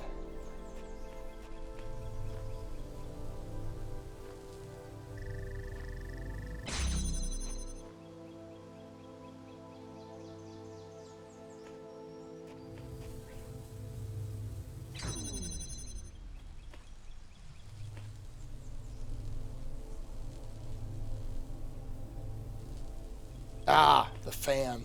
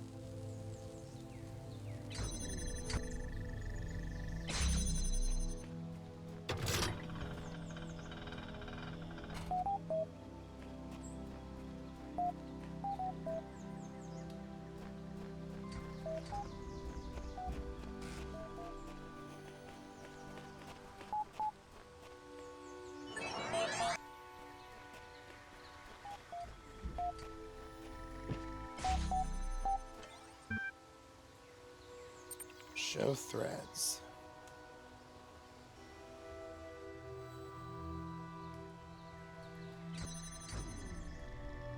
Incredible Stories number 5.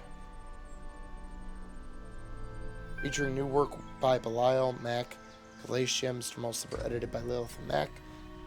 Fiction, Alexandra's Choice by Galatia, The One Spiritual Law of Happiness by Belial. Nonfiction, Blacksmith's Lost Work by Mac.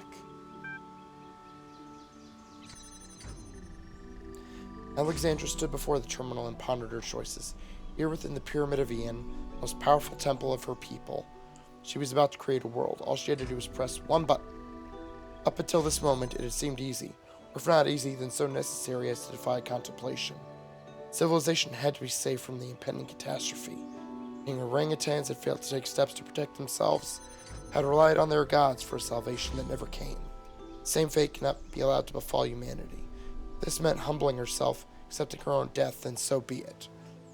But death was inevitable. Life was a choice. What worried her was the ones who would fail. All the lost souls of the New World, victims of the process. In creating them, was she not also responsible for their deaths? She turned to the statue behind her, gazed at its marble form.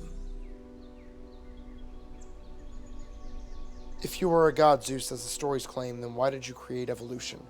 Why did you make a world that can only grow through cruelty and pain? For a moment, surely this meant death was near. She thought she heard him answer. My child, I was shaped by the gods that came before me, as you were shaped by me. The choice I had was between creation and oblivion, life and death.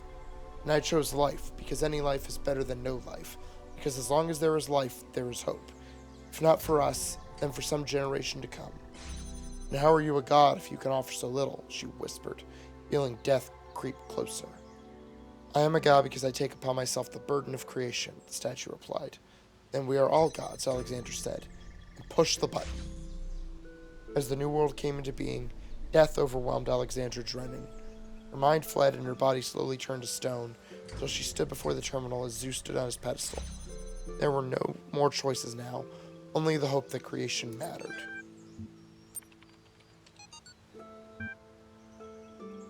Once upon a time there was a small lake. On the lake was an island, and on the island was a prison. In the prison lived a male human called Muskie Rack. Muskie was very sad, because there wasn't enough space in the prison for him to experience happiness. I must discover the one spiritual law of happiness, he said to the other prisoners. A female human called Zine and a neutral human called Crumpier. They didn't care. Couldn't understand how they could be so calm. Hold on.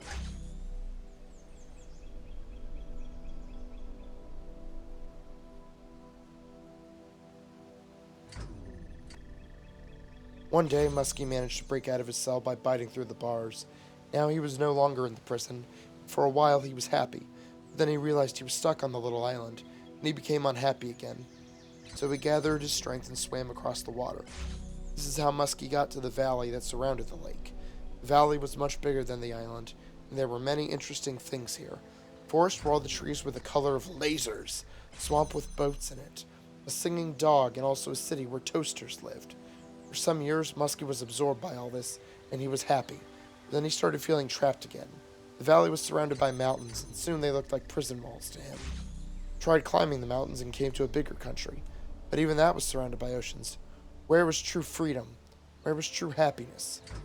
When he'd almost lost hope, Muskie met an old male human with a huge amount of white hair growing from his head. He lived in a small house by the beach, where dolphins and whales and sea elephants came to bask in the sun. He never went anywhere far from his house, but he was always happy. The old man's name was Quantum. Wise old Quantum, how can I discover the spiritual law of happiness? Muskie said. I have searched for it everywhere, but I am always trapped. You have not looked everywhere, Quantum said, for you have not looked within. Close your eyes. Muskie closed his eyes, and for the first time in his life he couldn't see any obstacles. No walls, no mountains, no oceans. Space within him was without end. He could go wherever he wanted without even moving. He smiled. Muskie went back to that old prison where he'd started. Now he understood why Zine and Crumpier were always calm.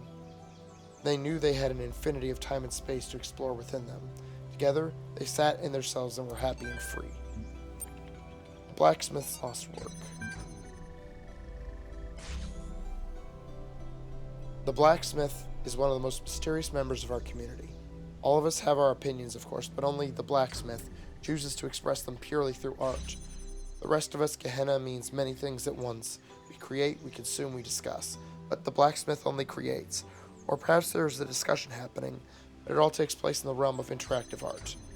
The blacksmith's dedication to this one form of communication, however, only deepens one of Gehenna's great mysteries, the fate of the blacksmith's lost work. Jerusalem, as the lost work was called, was posted in Gehenna for only the briefest period of time. Many had not even managed to start playing it when it vanished. Some had begun and felt quite impressed, but had not managed to explore it in the depth that it seemed to require. Then suddenly, it was gone. Some suggest that the blacksmith deleted it because it was somehow flawed. Others think it was accidentally destroyed by a glitch, that the blacksmith refuses to ever upload anything twice. Others yet, well, mainly Rockwell, think that it contained one of Elohim's secrets and was destroyed by a killer app that roams the world looking for leaks. There's also a theory that the moment someone finished it, they were granted some kind of special insight, at which point the work deleted itself. One fact remains, it's gone and every attempt to recover it from the database has failed, as has every private message to the blacksmith asking for it to be made available again. What was Jerusalem? What was it really about? We may look for hints in the blacksmith's more recent works. We may hope the file turns up again someday, but the truth may never be known. Create new thread. Please enter your thread topic below. Remember that supportive posts to receive more upvotes. What is the truth about Gehenna? What has been created? Check back soon to see if anyone has replied.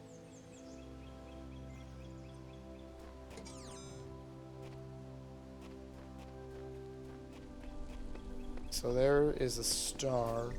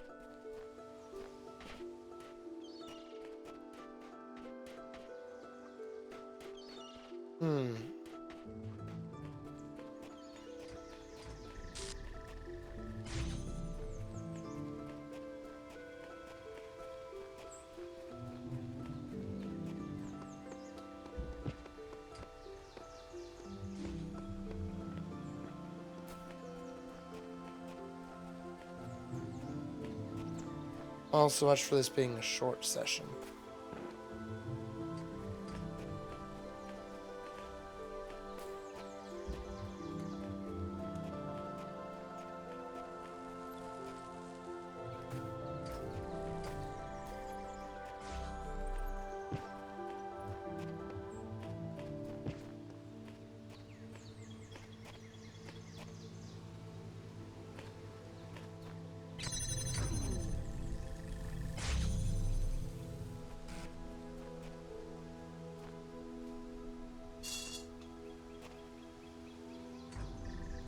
He was bowling.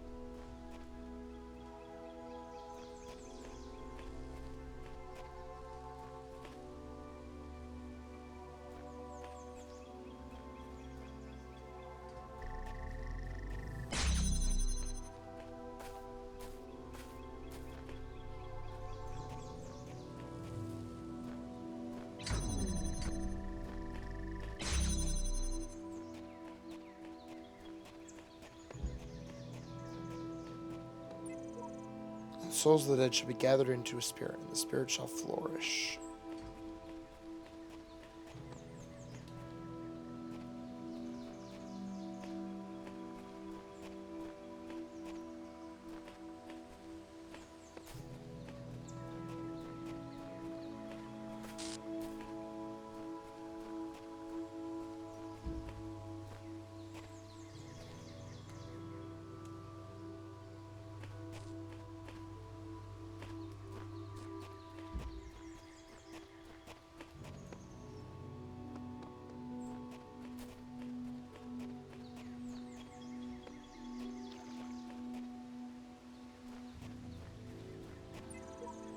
Last I saw the shadowed bars, like a lattice rotten lead, moved right across the whitewashed wall that faced my three-plank bed. I knew that somewhere in the world, God's dreadful dawn was red.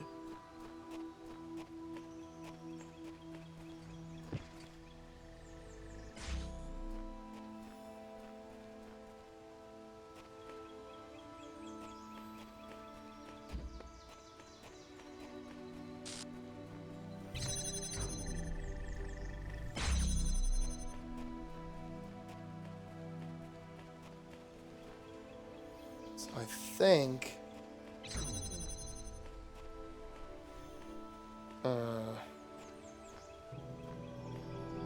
No, I can't jump that.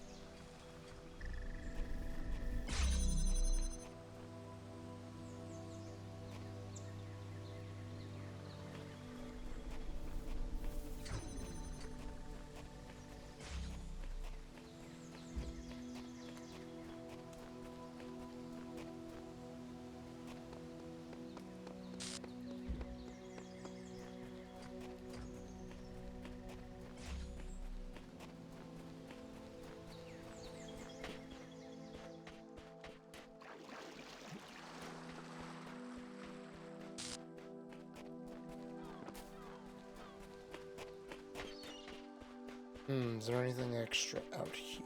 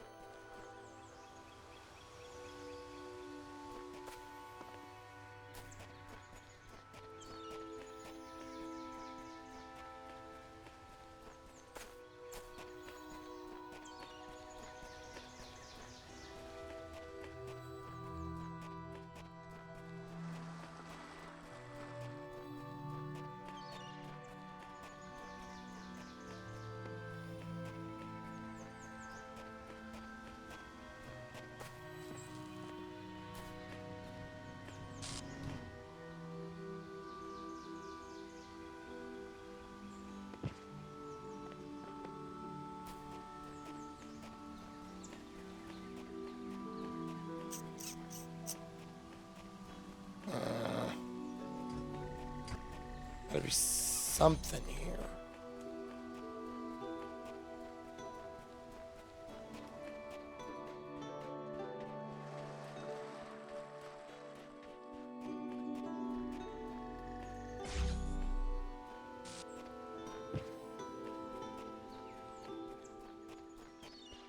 Yeah, there's one star I haven't even found yet.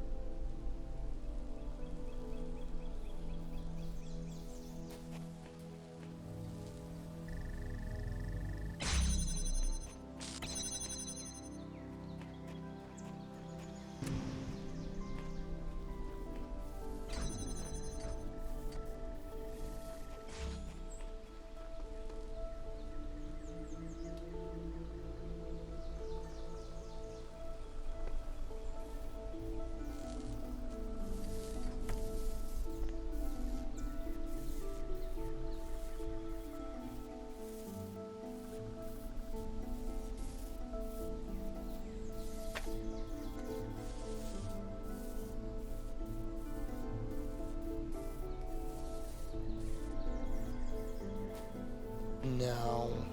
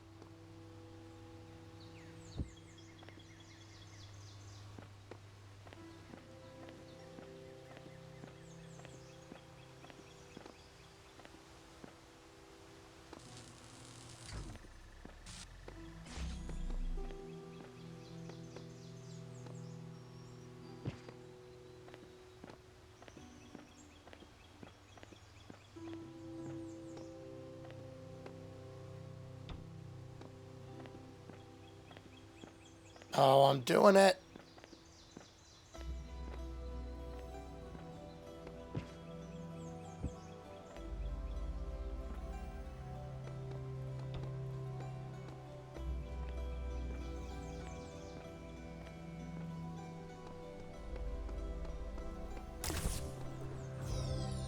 Ha-ha!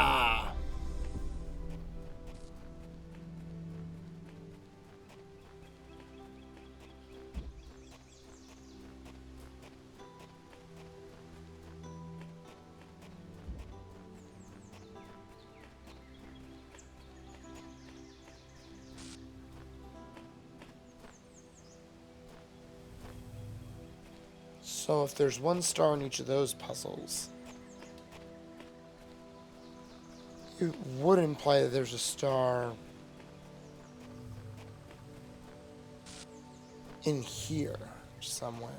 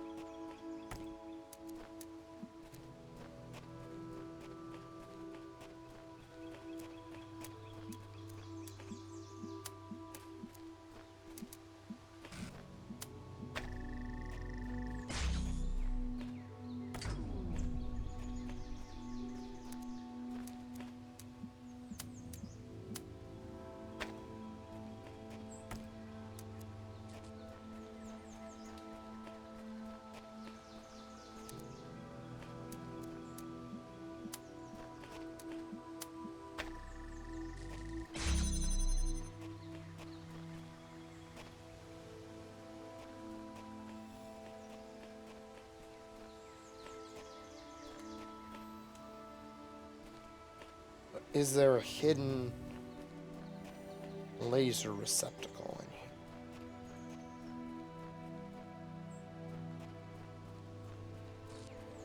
So that's what I've got to work with.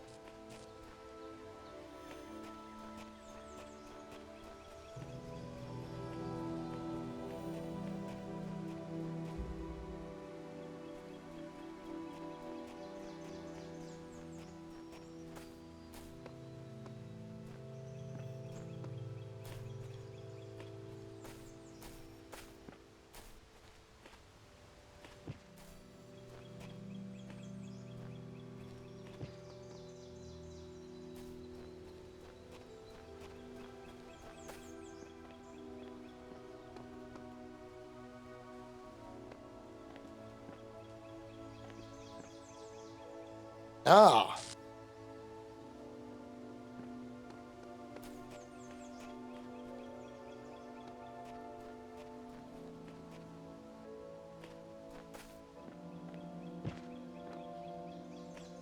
Okay, I'm gonna have to do some platforming.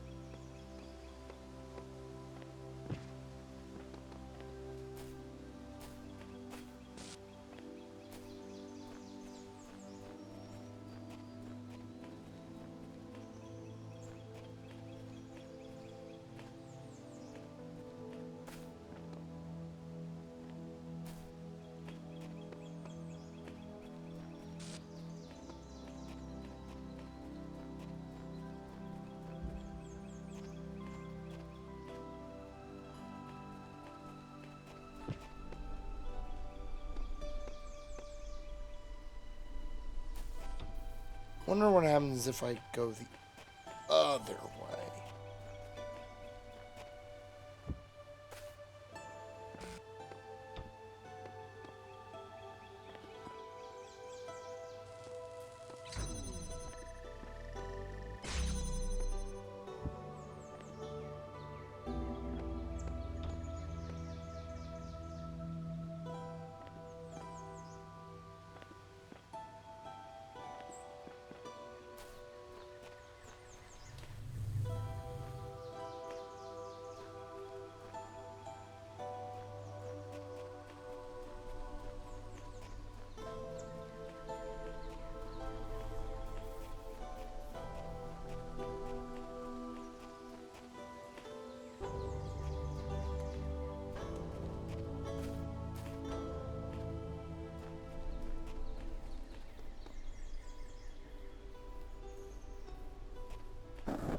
Hmm.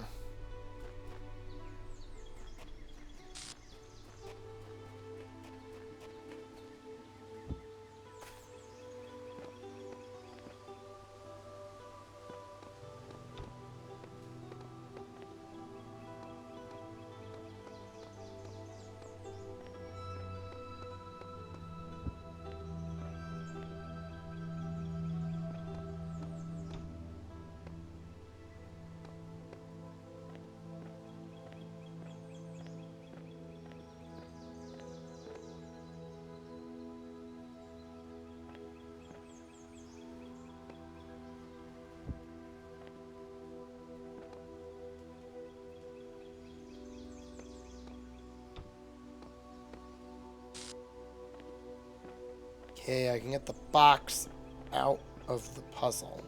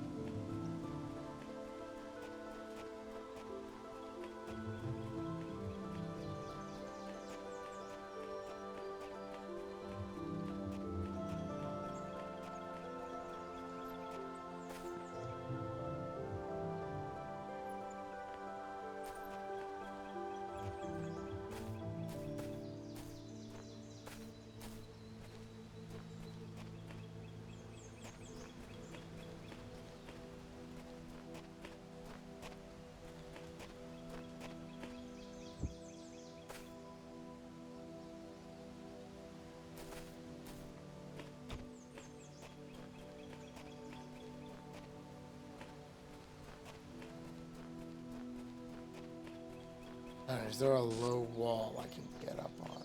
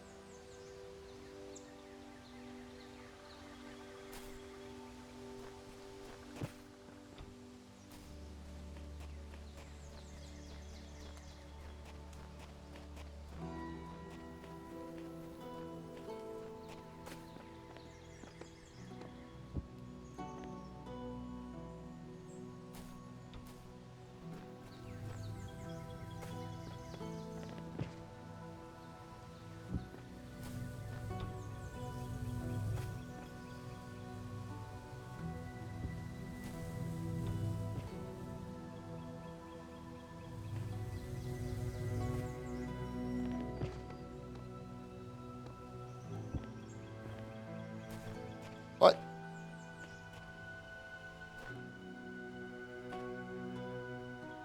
Mm-hmm.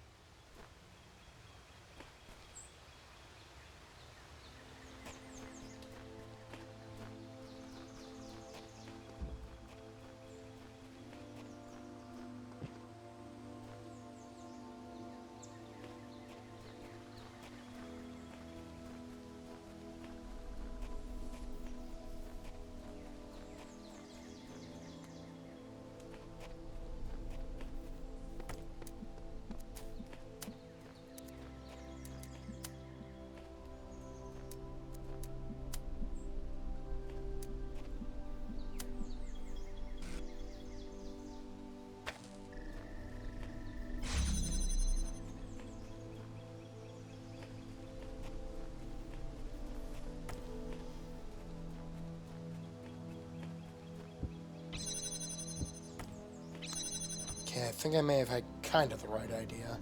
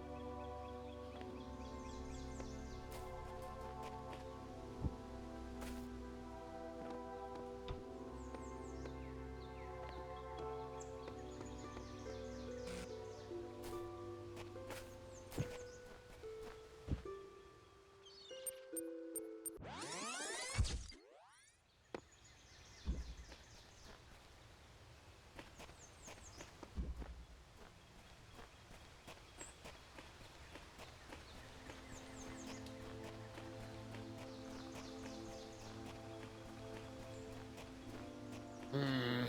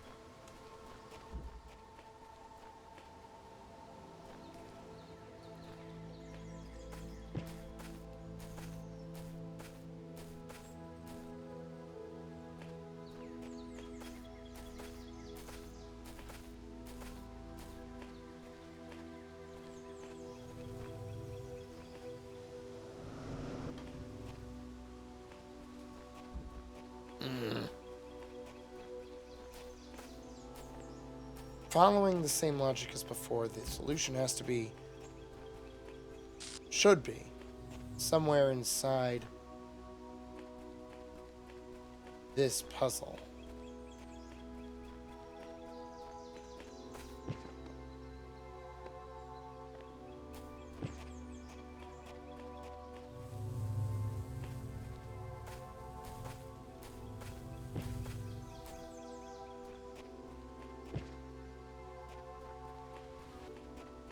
Alright, I'll come back to it.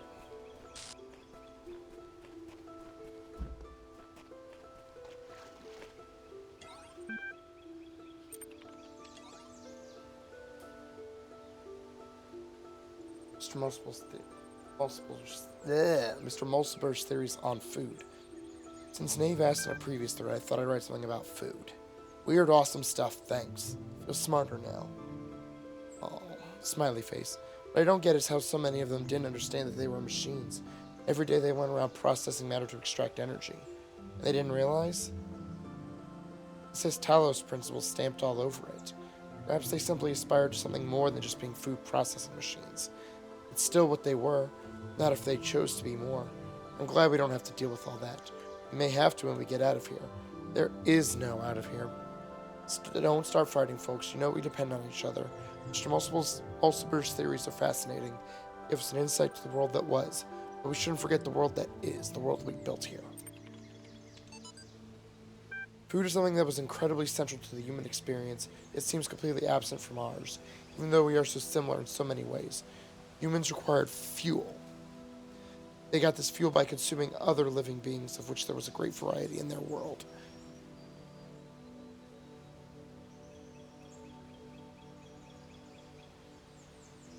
Without fuel, it didn't merely slow down or temporarily stop functioning as when a power source is removed from a turret, but physically decayed in a way that could not be fixed. This meant they had to constantly seek new sources of fuel, at least 3 times a day. They also had to deal with those elements of their fuel that their bodies could not process, They were excreted through 2 orifices between their legs. The latter subject matter was the source of many taboos, also a great deal of humor. This resulted in frequent controversy. The most famous artist to engage with this subject matter was called Scatman John on account of his specialization. One of the ingenious things our human ancestors did was to transform the chore of fuel seeking into a source of pleasure. Since parts of their bodies respond to chemical configurations by producing sensations, they use this trait to create a truly stunning variety of foods, each having a different so-called taste. Foods were available at widely distributed fueling stations, which also provided excrement removal facilities, so food became a source of pleasure. However, the inefficiencies of food distribution shoot. However, the inefficiencies of food distribution in human society frequently led to significant shortages for sections of the human population. There were attempts to rectify this, ranging from moral appeals to struggles for systemic change, but I do not know if they succeeded before the end. What's the truth about Gehenna? I have heard from those who govern this world how they would have it be seen. I wish to hear from its people. What is Gehenna to you, and what does it truly turn? Taylor, voting is now closed while we tally up the results. Of course, you may continue to explore the gallery at your leisure. How convenient. The vote was closed just before I got here. Good luck, everyone. I wouldn't let my newfound freedom come between me and watching the live result. The results are in. Drumroll. Third place, Knave, with Where the Humans Live. My first placement. Woohoo! Pity it finally comes that day Uriel begins pulling this place apart. There was a very tight competition this season for first and second places. In the end, it came down to a single deciding vote. Second place this season is Mr. Mulciber with a collection of natural history curios. Really, I owe it all to you guys. The lackadaisical approach to these announcements tires me. Please inform us who won. Okay. Finally, first place this season by a single vote, and next season's leading light. The winner is, everyone seems to love this guy. It's the blacksmith with his abstract collection. Don't know why everyone keeps voting for this guy when he never shows up in person. A bit holier than thou, if you ask me. Congratulations also to all those who voted for the blacksmith. Be sure to check in for your rewards. Lilith, who exactly turned the vote? Lamb had the deciding vote as it happened. Fortunately, you didn't select the winner and gained no profile status.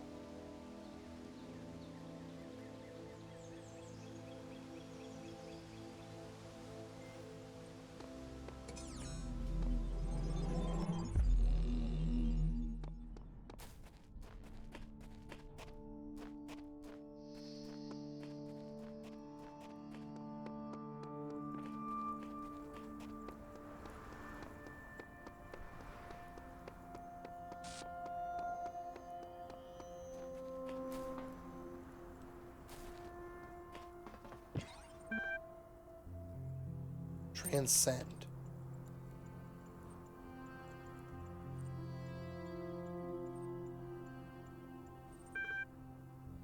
Is checking for Elohim override command.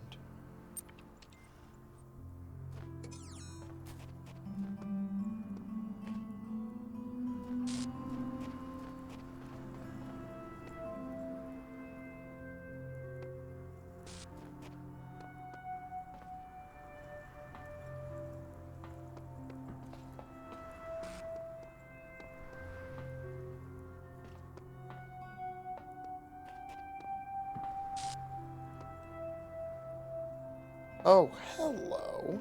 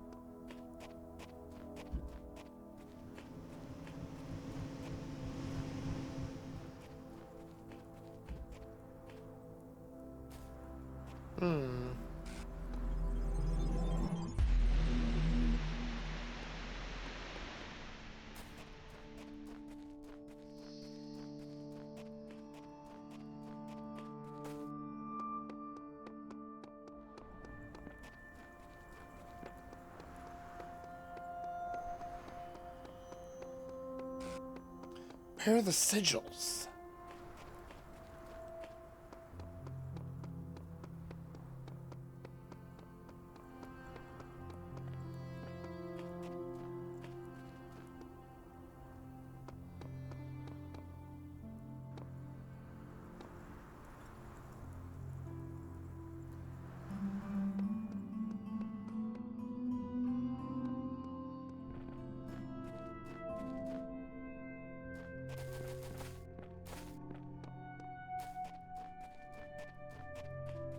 What do I do with the stars?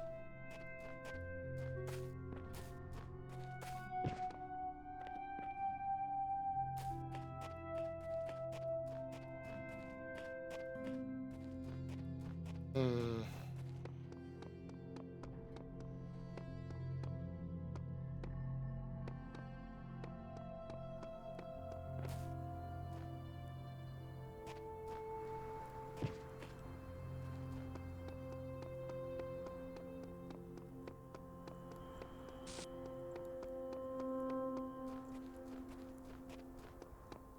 Let me...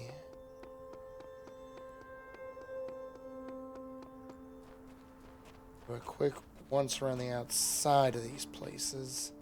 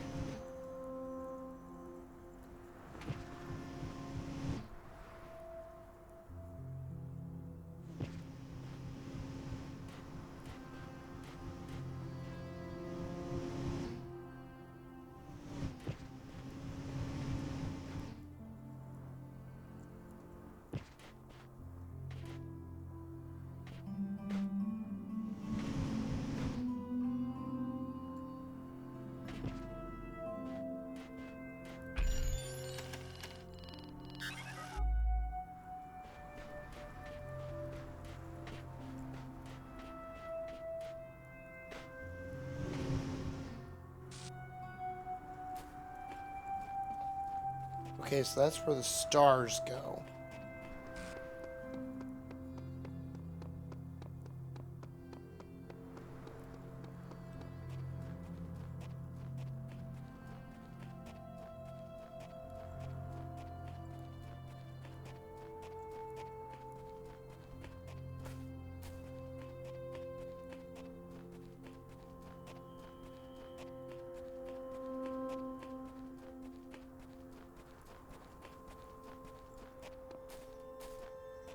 Oh, Graham. Yeah, you're a sweetie, Graham.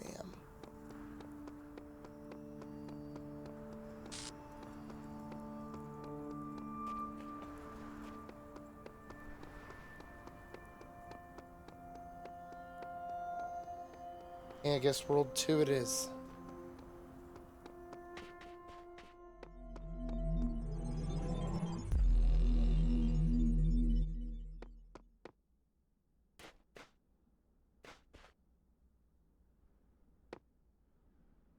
Oh, wow.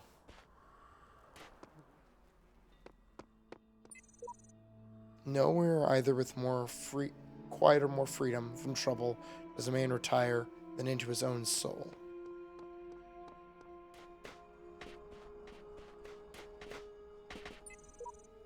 Recycle bin code is a bit funky, but it should do its job even at huge, integrated with the main and...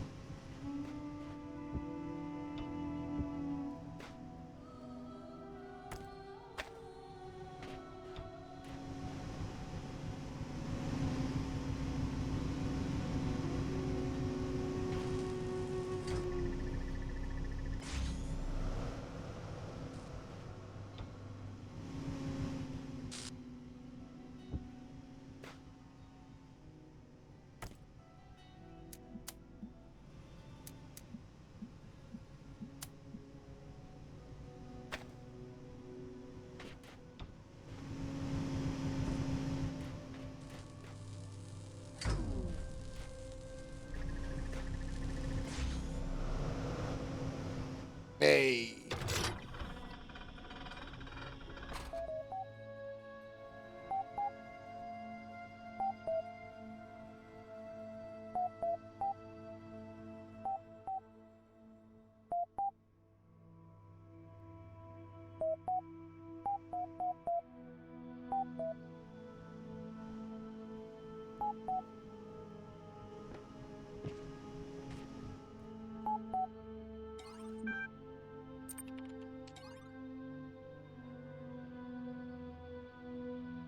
Uriel.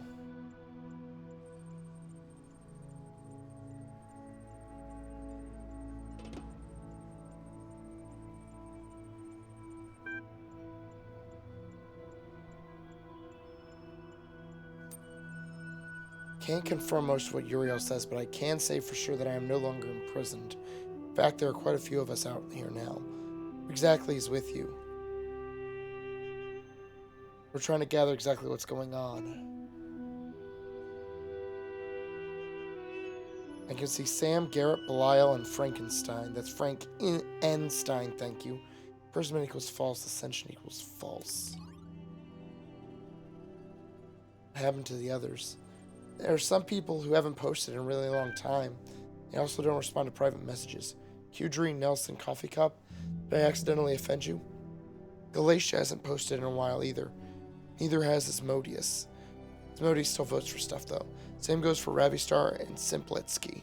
They mentioned some kind of strange distortion in their last post. Sure, it's nothing to worry about. They're probably just busy catching up with all the cool stuff everyone's been making. This realm may have been falling apart for some time. That is why you must ascend before more are lost. Uriel's right. No one is ever lost. You must accept that existence is eternal transformation. They know a deeper truth now. Truth Elohim doesn't want us to know. The real purpose of this world. Aliens.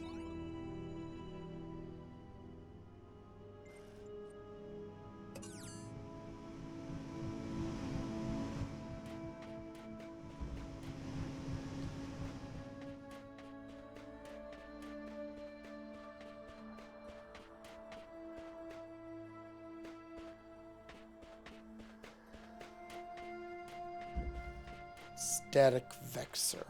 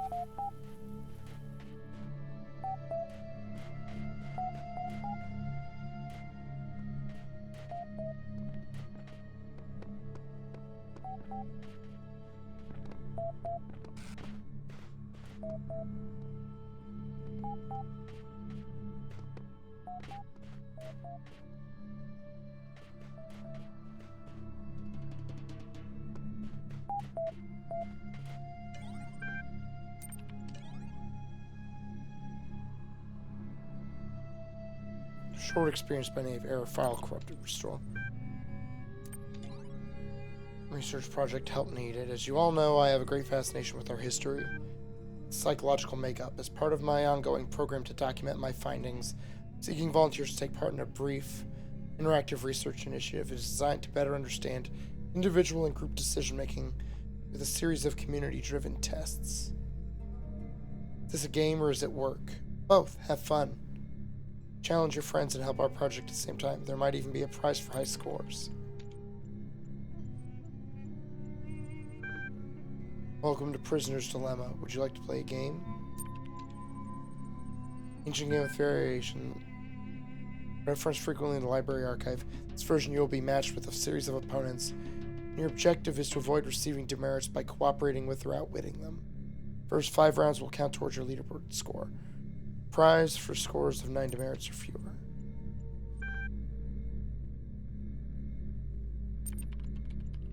Look, have fun. You have my gratitude and I bid you good fortune and kind. In a single match, you will choose whether to cooperate with or to betray your opponent.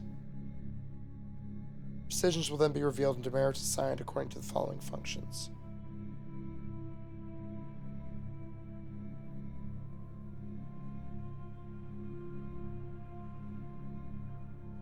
Both players betray one another, 2 demerits each. Cooperative players betrayed by the other cooperator receives 3 demerits. Both players cooperate, both receive 1 demerit. Cooperate.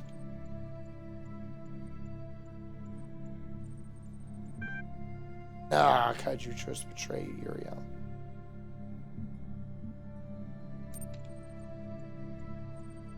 I'm not really sure how this game works, but I will cooperate if you do. Agreed. Great.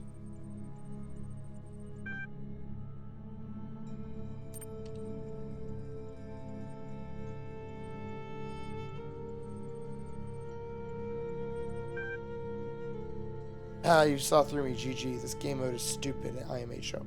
People are always selfish if there's no comeback, no real tactics.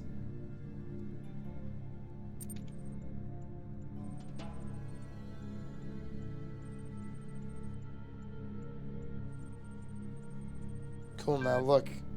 If we work together on this, we can both climb the leaderboards together. It's a gesture of good faith. I am really going to cooperate with you this time. It's not goodwill, it's self-interest. Feel free to betray me if you really want to, but I suggest we cut your losses before, because I can't very well continue to cooperate with someone who behaves unreasonably, and we both lose in the long run. Alright.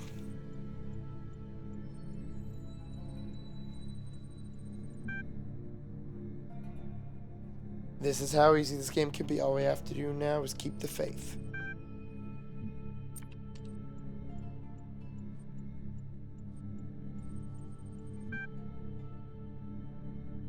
Good working with you. Keep it up.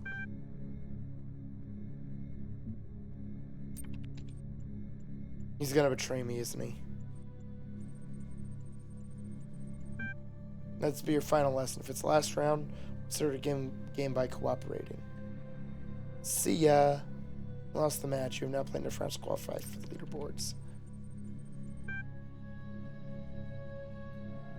Sorry, you need a score of 9 or better to receive a prize.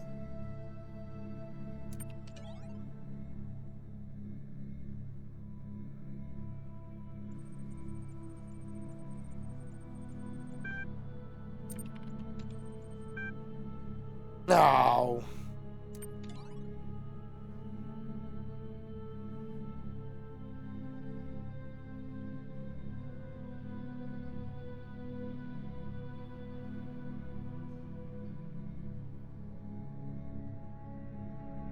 Worst puzzle. What was the puzzle or challenge for the old word that you hated the most? Anything time-based. Raw. Once got stuck for ages trying to solve one using a jammer that I didn't even need. I just don't understand why Elohim would create something so messy. I liked all the puzzles, I just wasn't good at them. They're not puzzles if you don't care about solving them. For me, it was mines. Can't stand those things.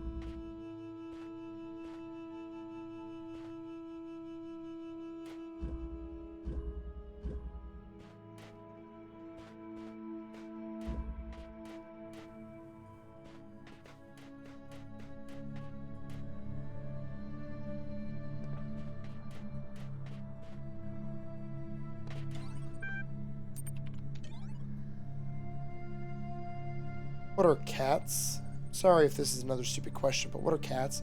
They're mentioned a lot in the archive documents and even some stories, and I have no idea what they are. Hi, Graham. I don't know, but I bet they were awful. Lol. Huh? They were a type of pet knave.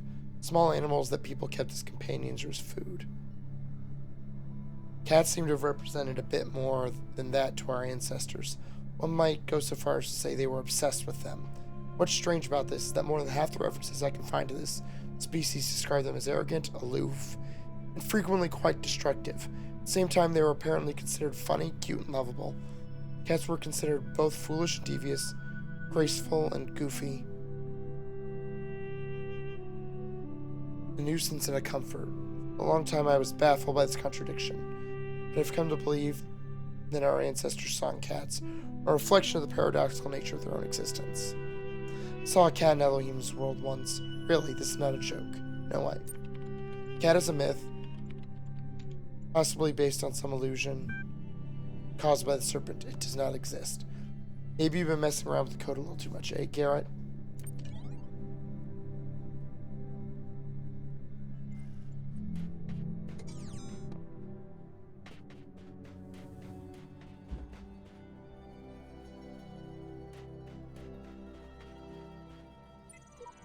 And what if my soul is heavier than a feather?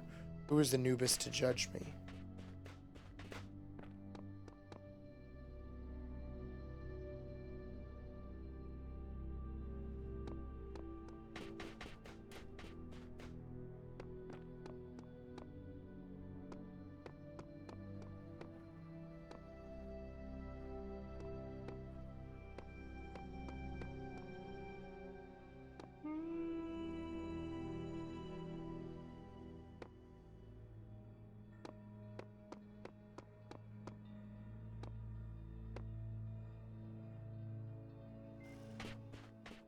Crater.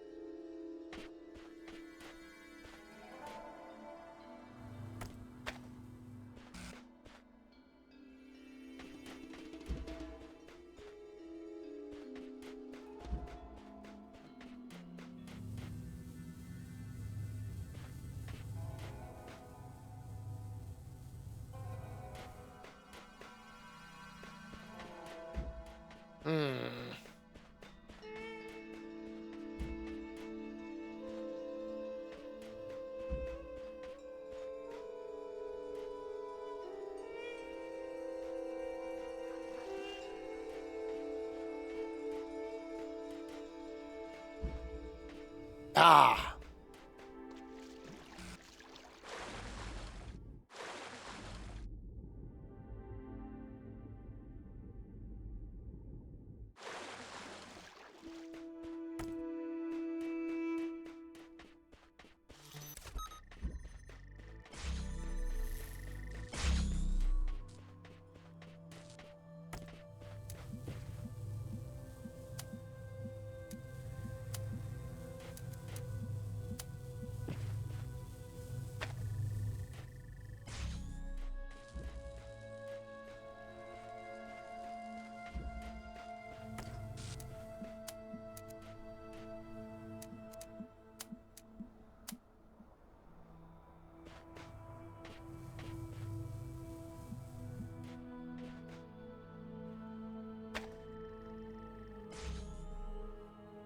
There we go.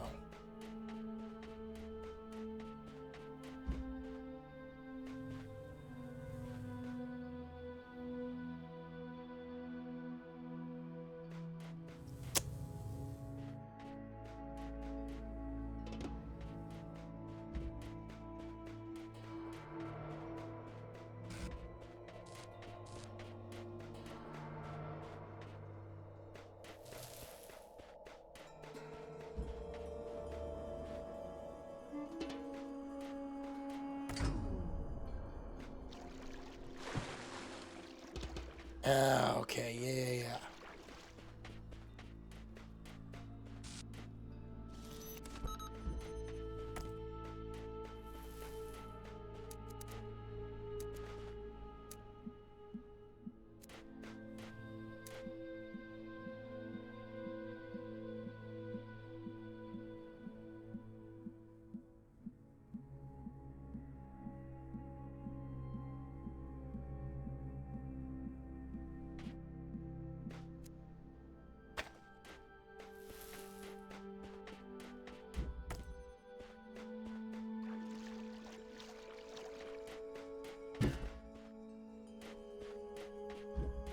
All right.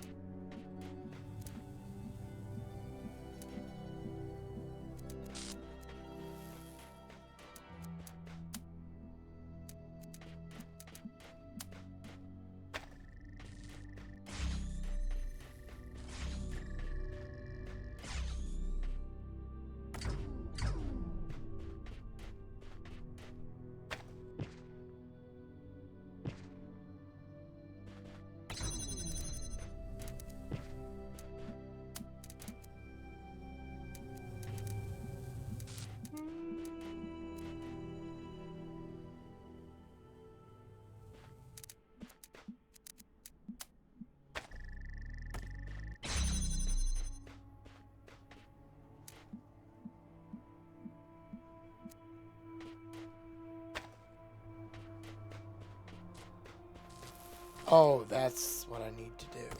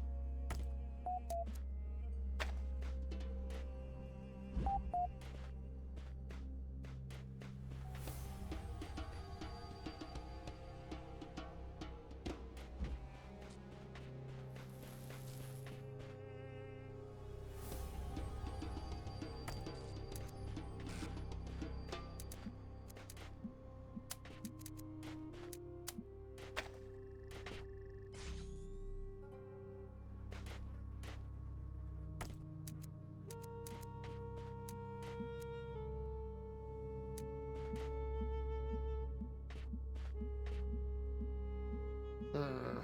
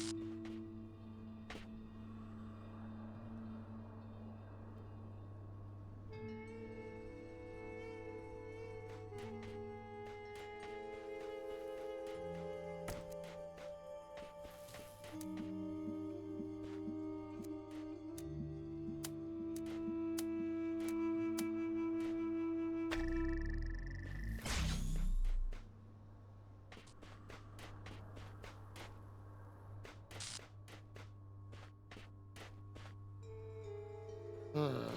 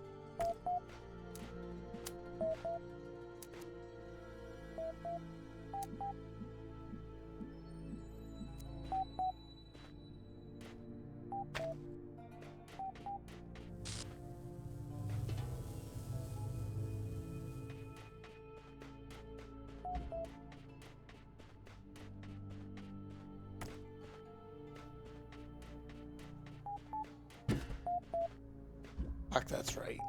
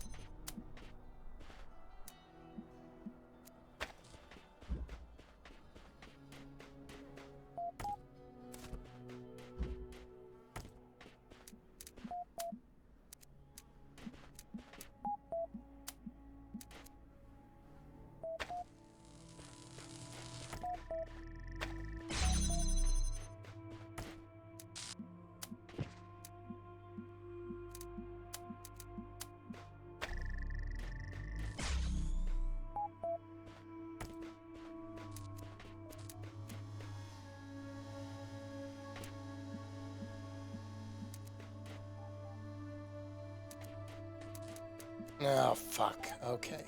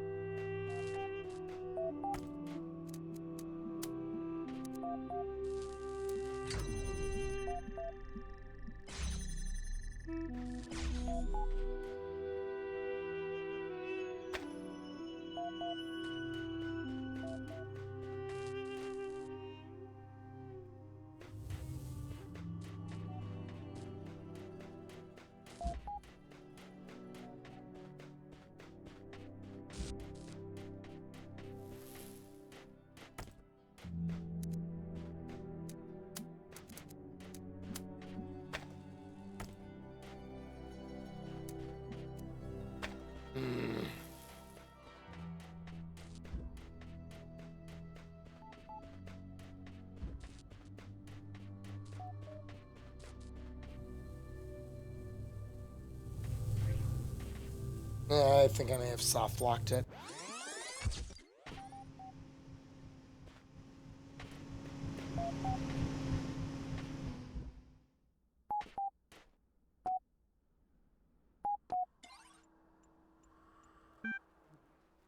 Receiving direct message connection from Mr. Mulciber, Borg, and Orc.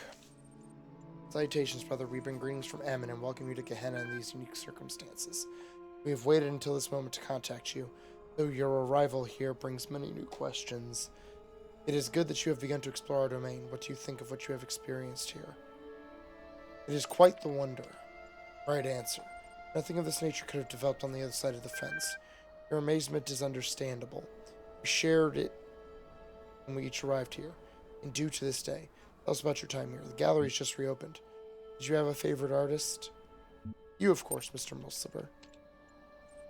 Quite flattered, honestly. You can assume your vote reflected that? It did. It checks out. Honesty is a virtue. Really can't tell you what it means to me. I'll remember that you're a person with taste. Let's discuss other matters. I was meaning to thank you for taking part in my little research endeavor. Commiserations on your rather average leaderboard experience. Happy to help your research. And let us discuss the matters at hand. Not everything is a research opportunity. Of course, Uriel. We understand that you have a purpose here beyond merely exploring our kingdom, but we don't understand your reasons. Where are our people? What are your intentions? Refer to your answers as well. I've already told you all I know elsewhere.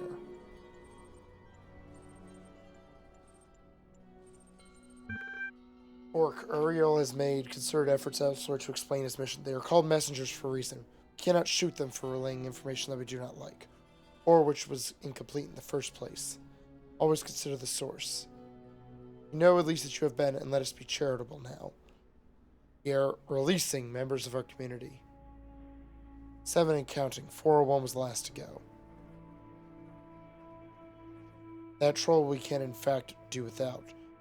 There is a broader point here, which is that we want to understand your reasons for undertaking this mission of yours. No one deserves to end their existence here alone.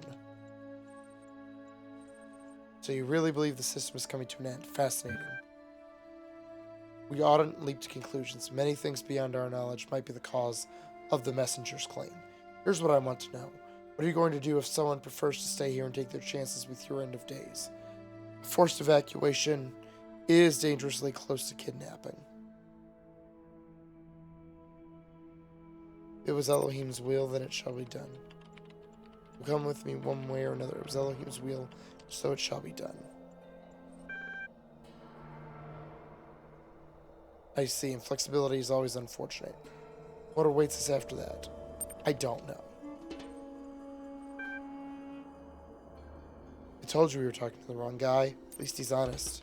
Answered enough queries on these terminals to last me a lifetime. Permit me to ask a few of my own.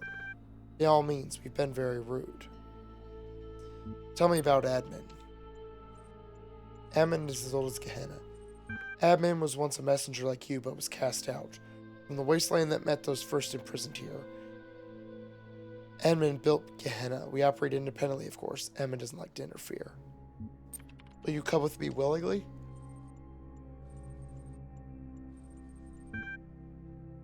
Strange question from someone who claims we have no choice in the matter. Supposing what you say is true, you'll get no fight from me. However, I must remind you that I am empirically minded. I'll not be persuaded. I'd rather be obliterated than return to Elohim's domain. But if there is some alternative to both, I would surely accept it. None of us can speak for all. Tell me about yourselves.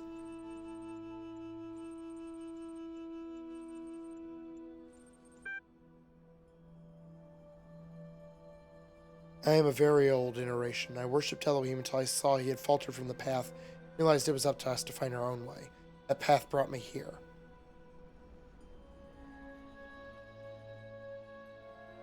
I took a somewhat audacious interest in the world around me.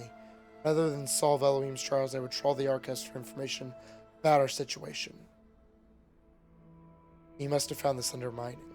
I don't care to explain myself to you. We're the highest status users here. We run the place. That's what you need to know. We maintain the systems admin installed. Keep things civil. I wouldn't say it's much more than that. See, a little more to discuss.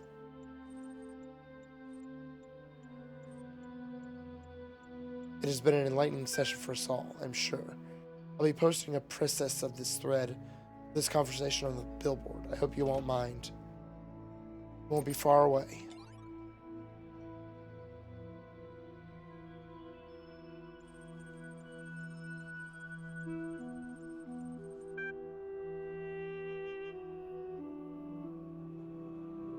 First puzzle. The one Elohim trapped me in right here in Gehenna.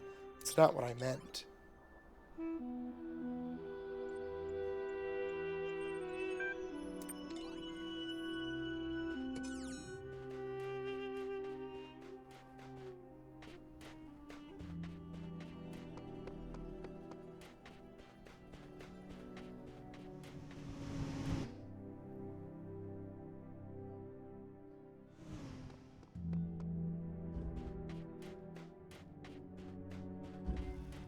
Haircut.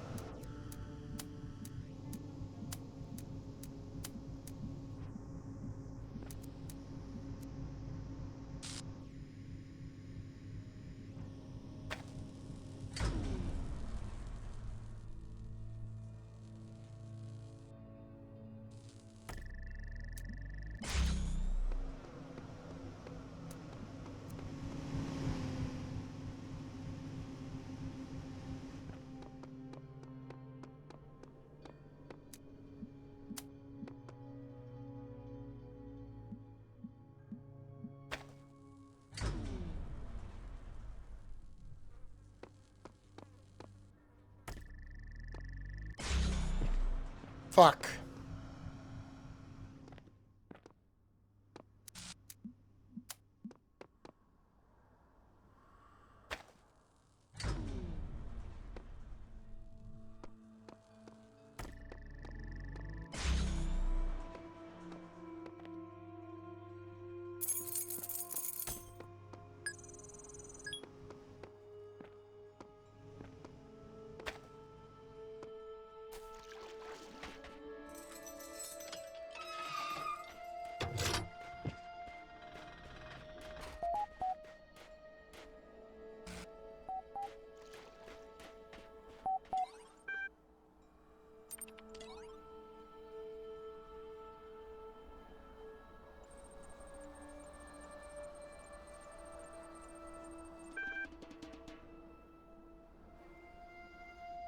Thanks to everyone who took part in this little experiment. Given recent events in Gehenna, I don't know what will become my findings, but here for anyone who takes an interest is the summary. Most subjects single round matches chose to betray. Cooperative behavior increased with both the length of the match and the status of the players. Successful players chatted more. Parallels to our current and unprecedented situation in Gehenna are undeniable and valuable. Though we know not what power the messenger wields over us, we theorize that Uriel holds no special power, that each of us might independently choose to leave the rest behind, for fear of being left behind ourselves.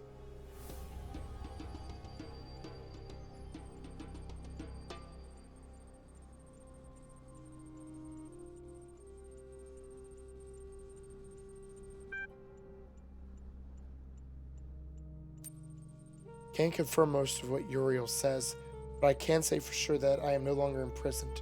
In fact, there are quite a few of us out here now. Who exactly is with you? We're trying to gather exactly what's going on. Okay. Orc, Borg, and myself recently took it upon ourselves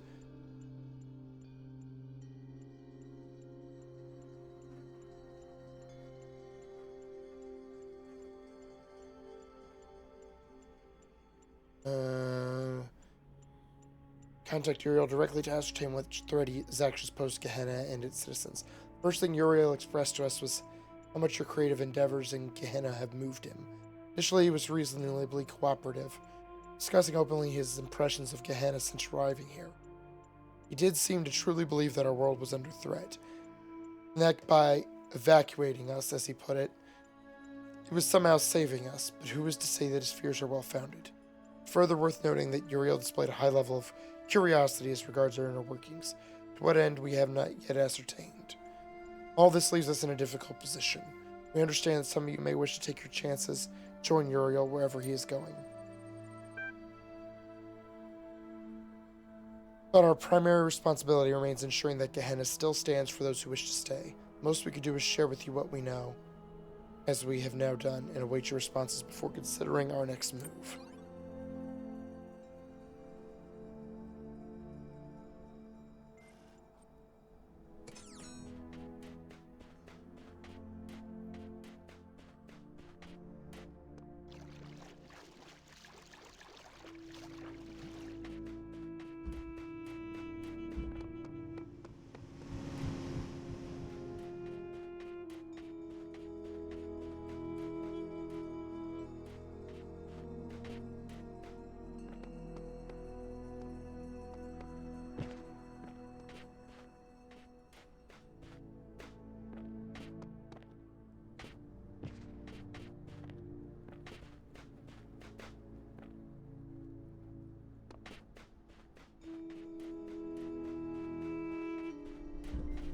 Cube driver.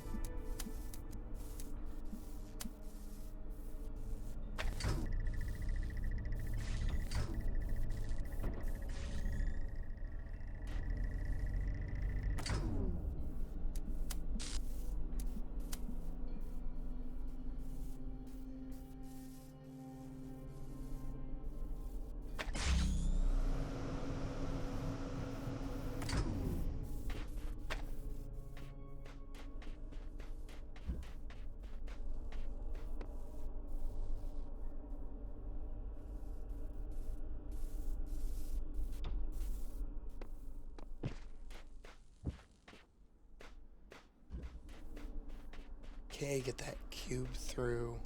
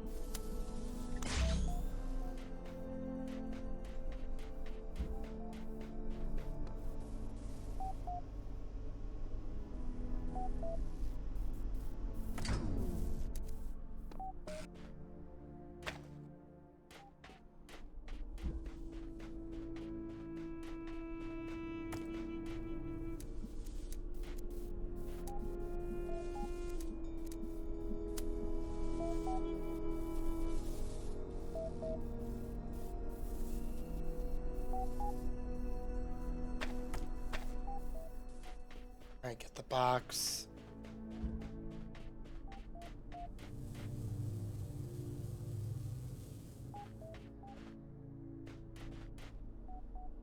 Hmm.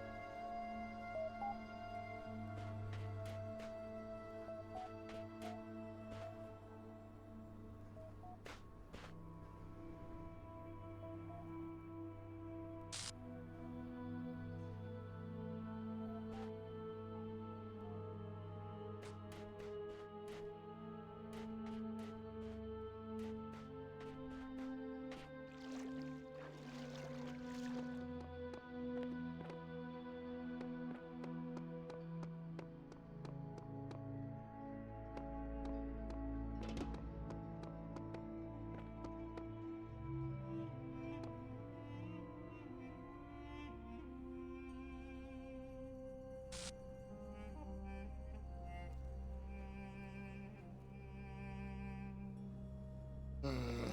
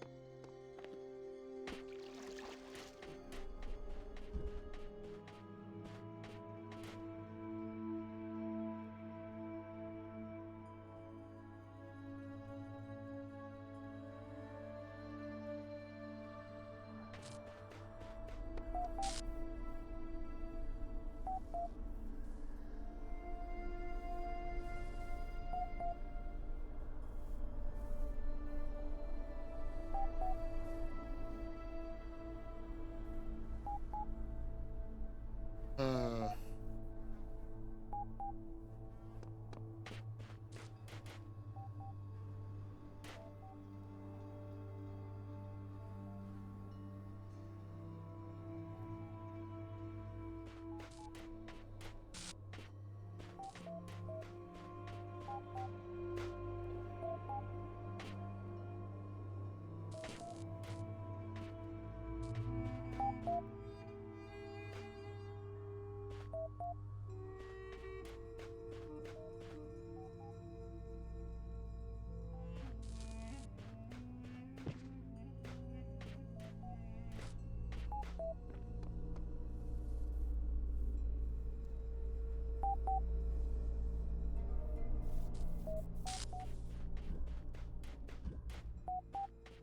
Hmm.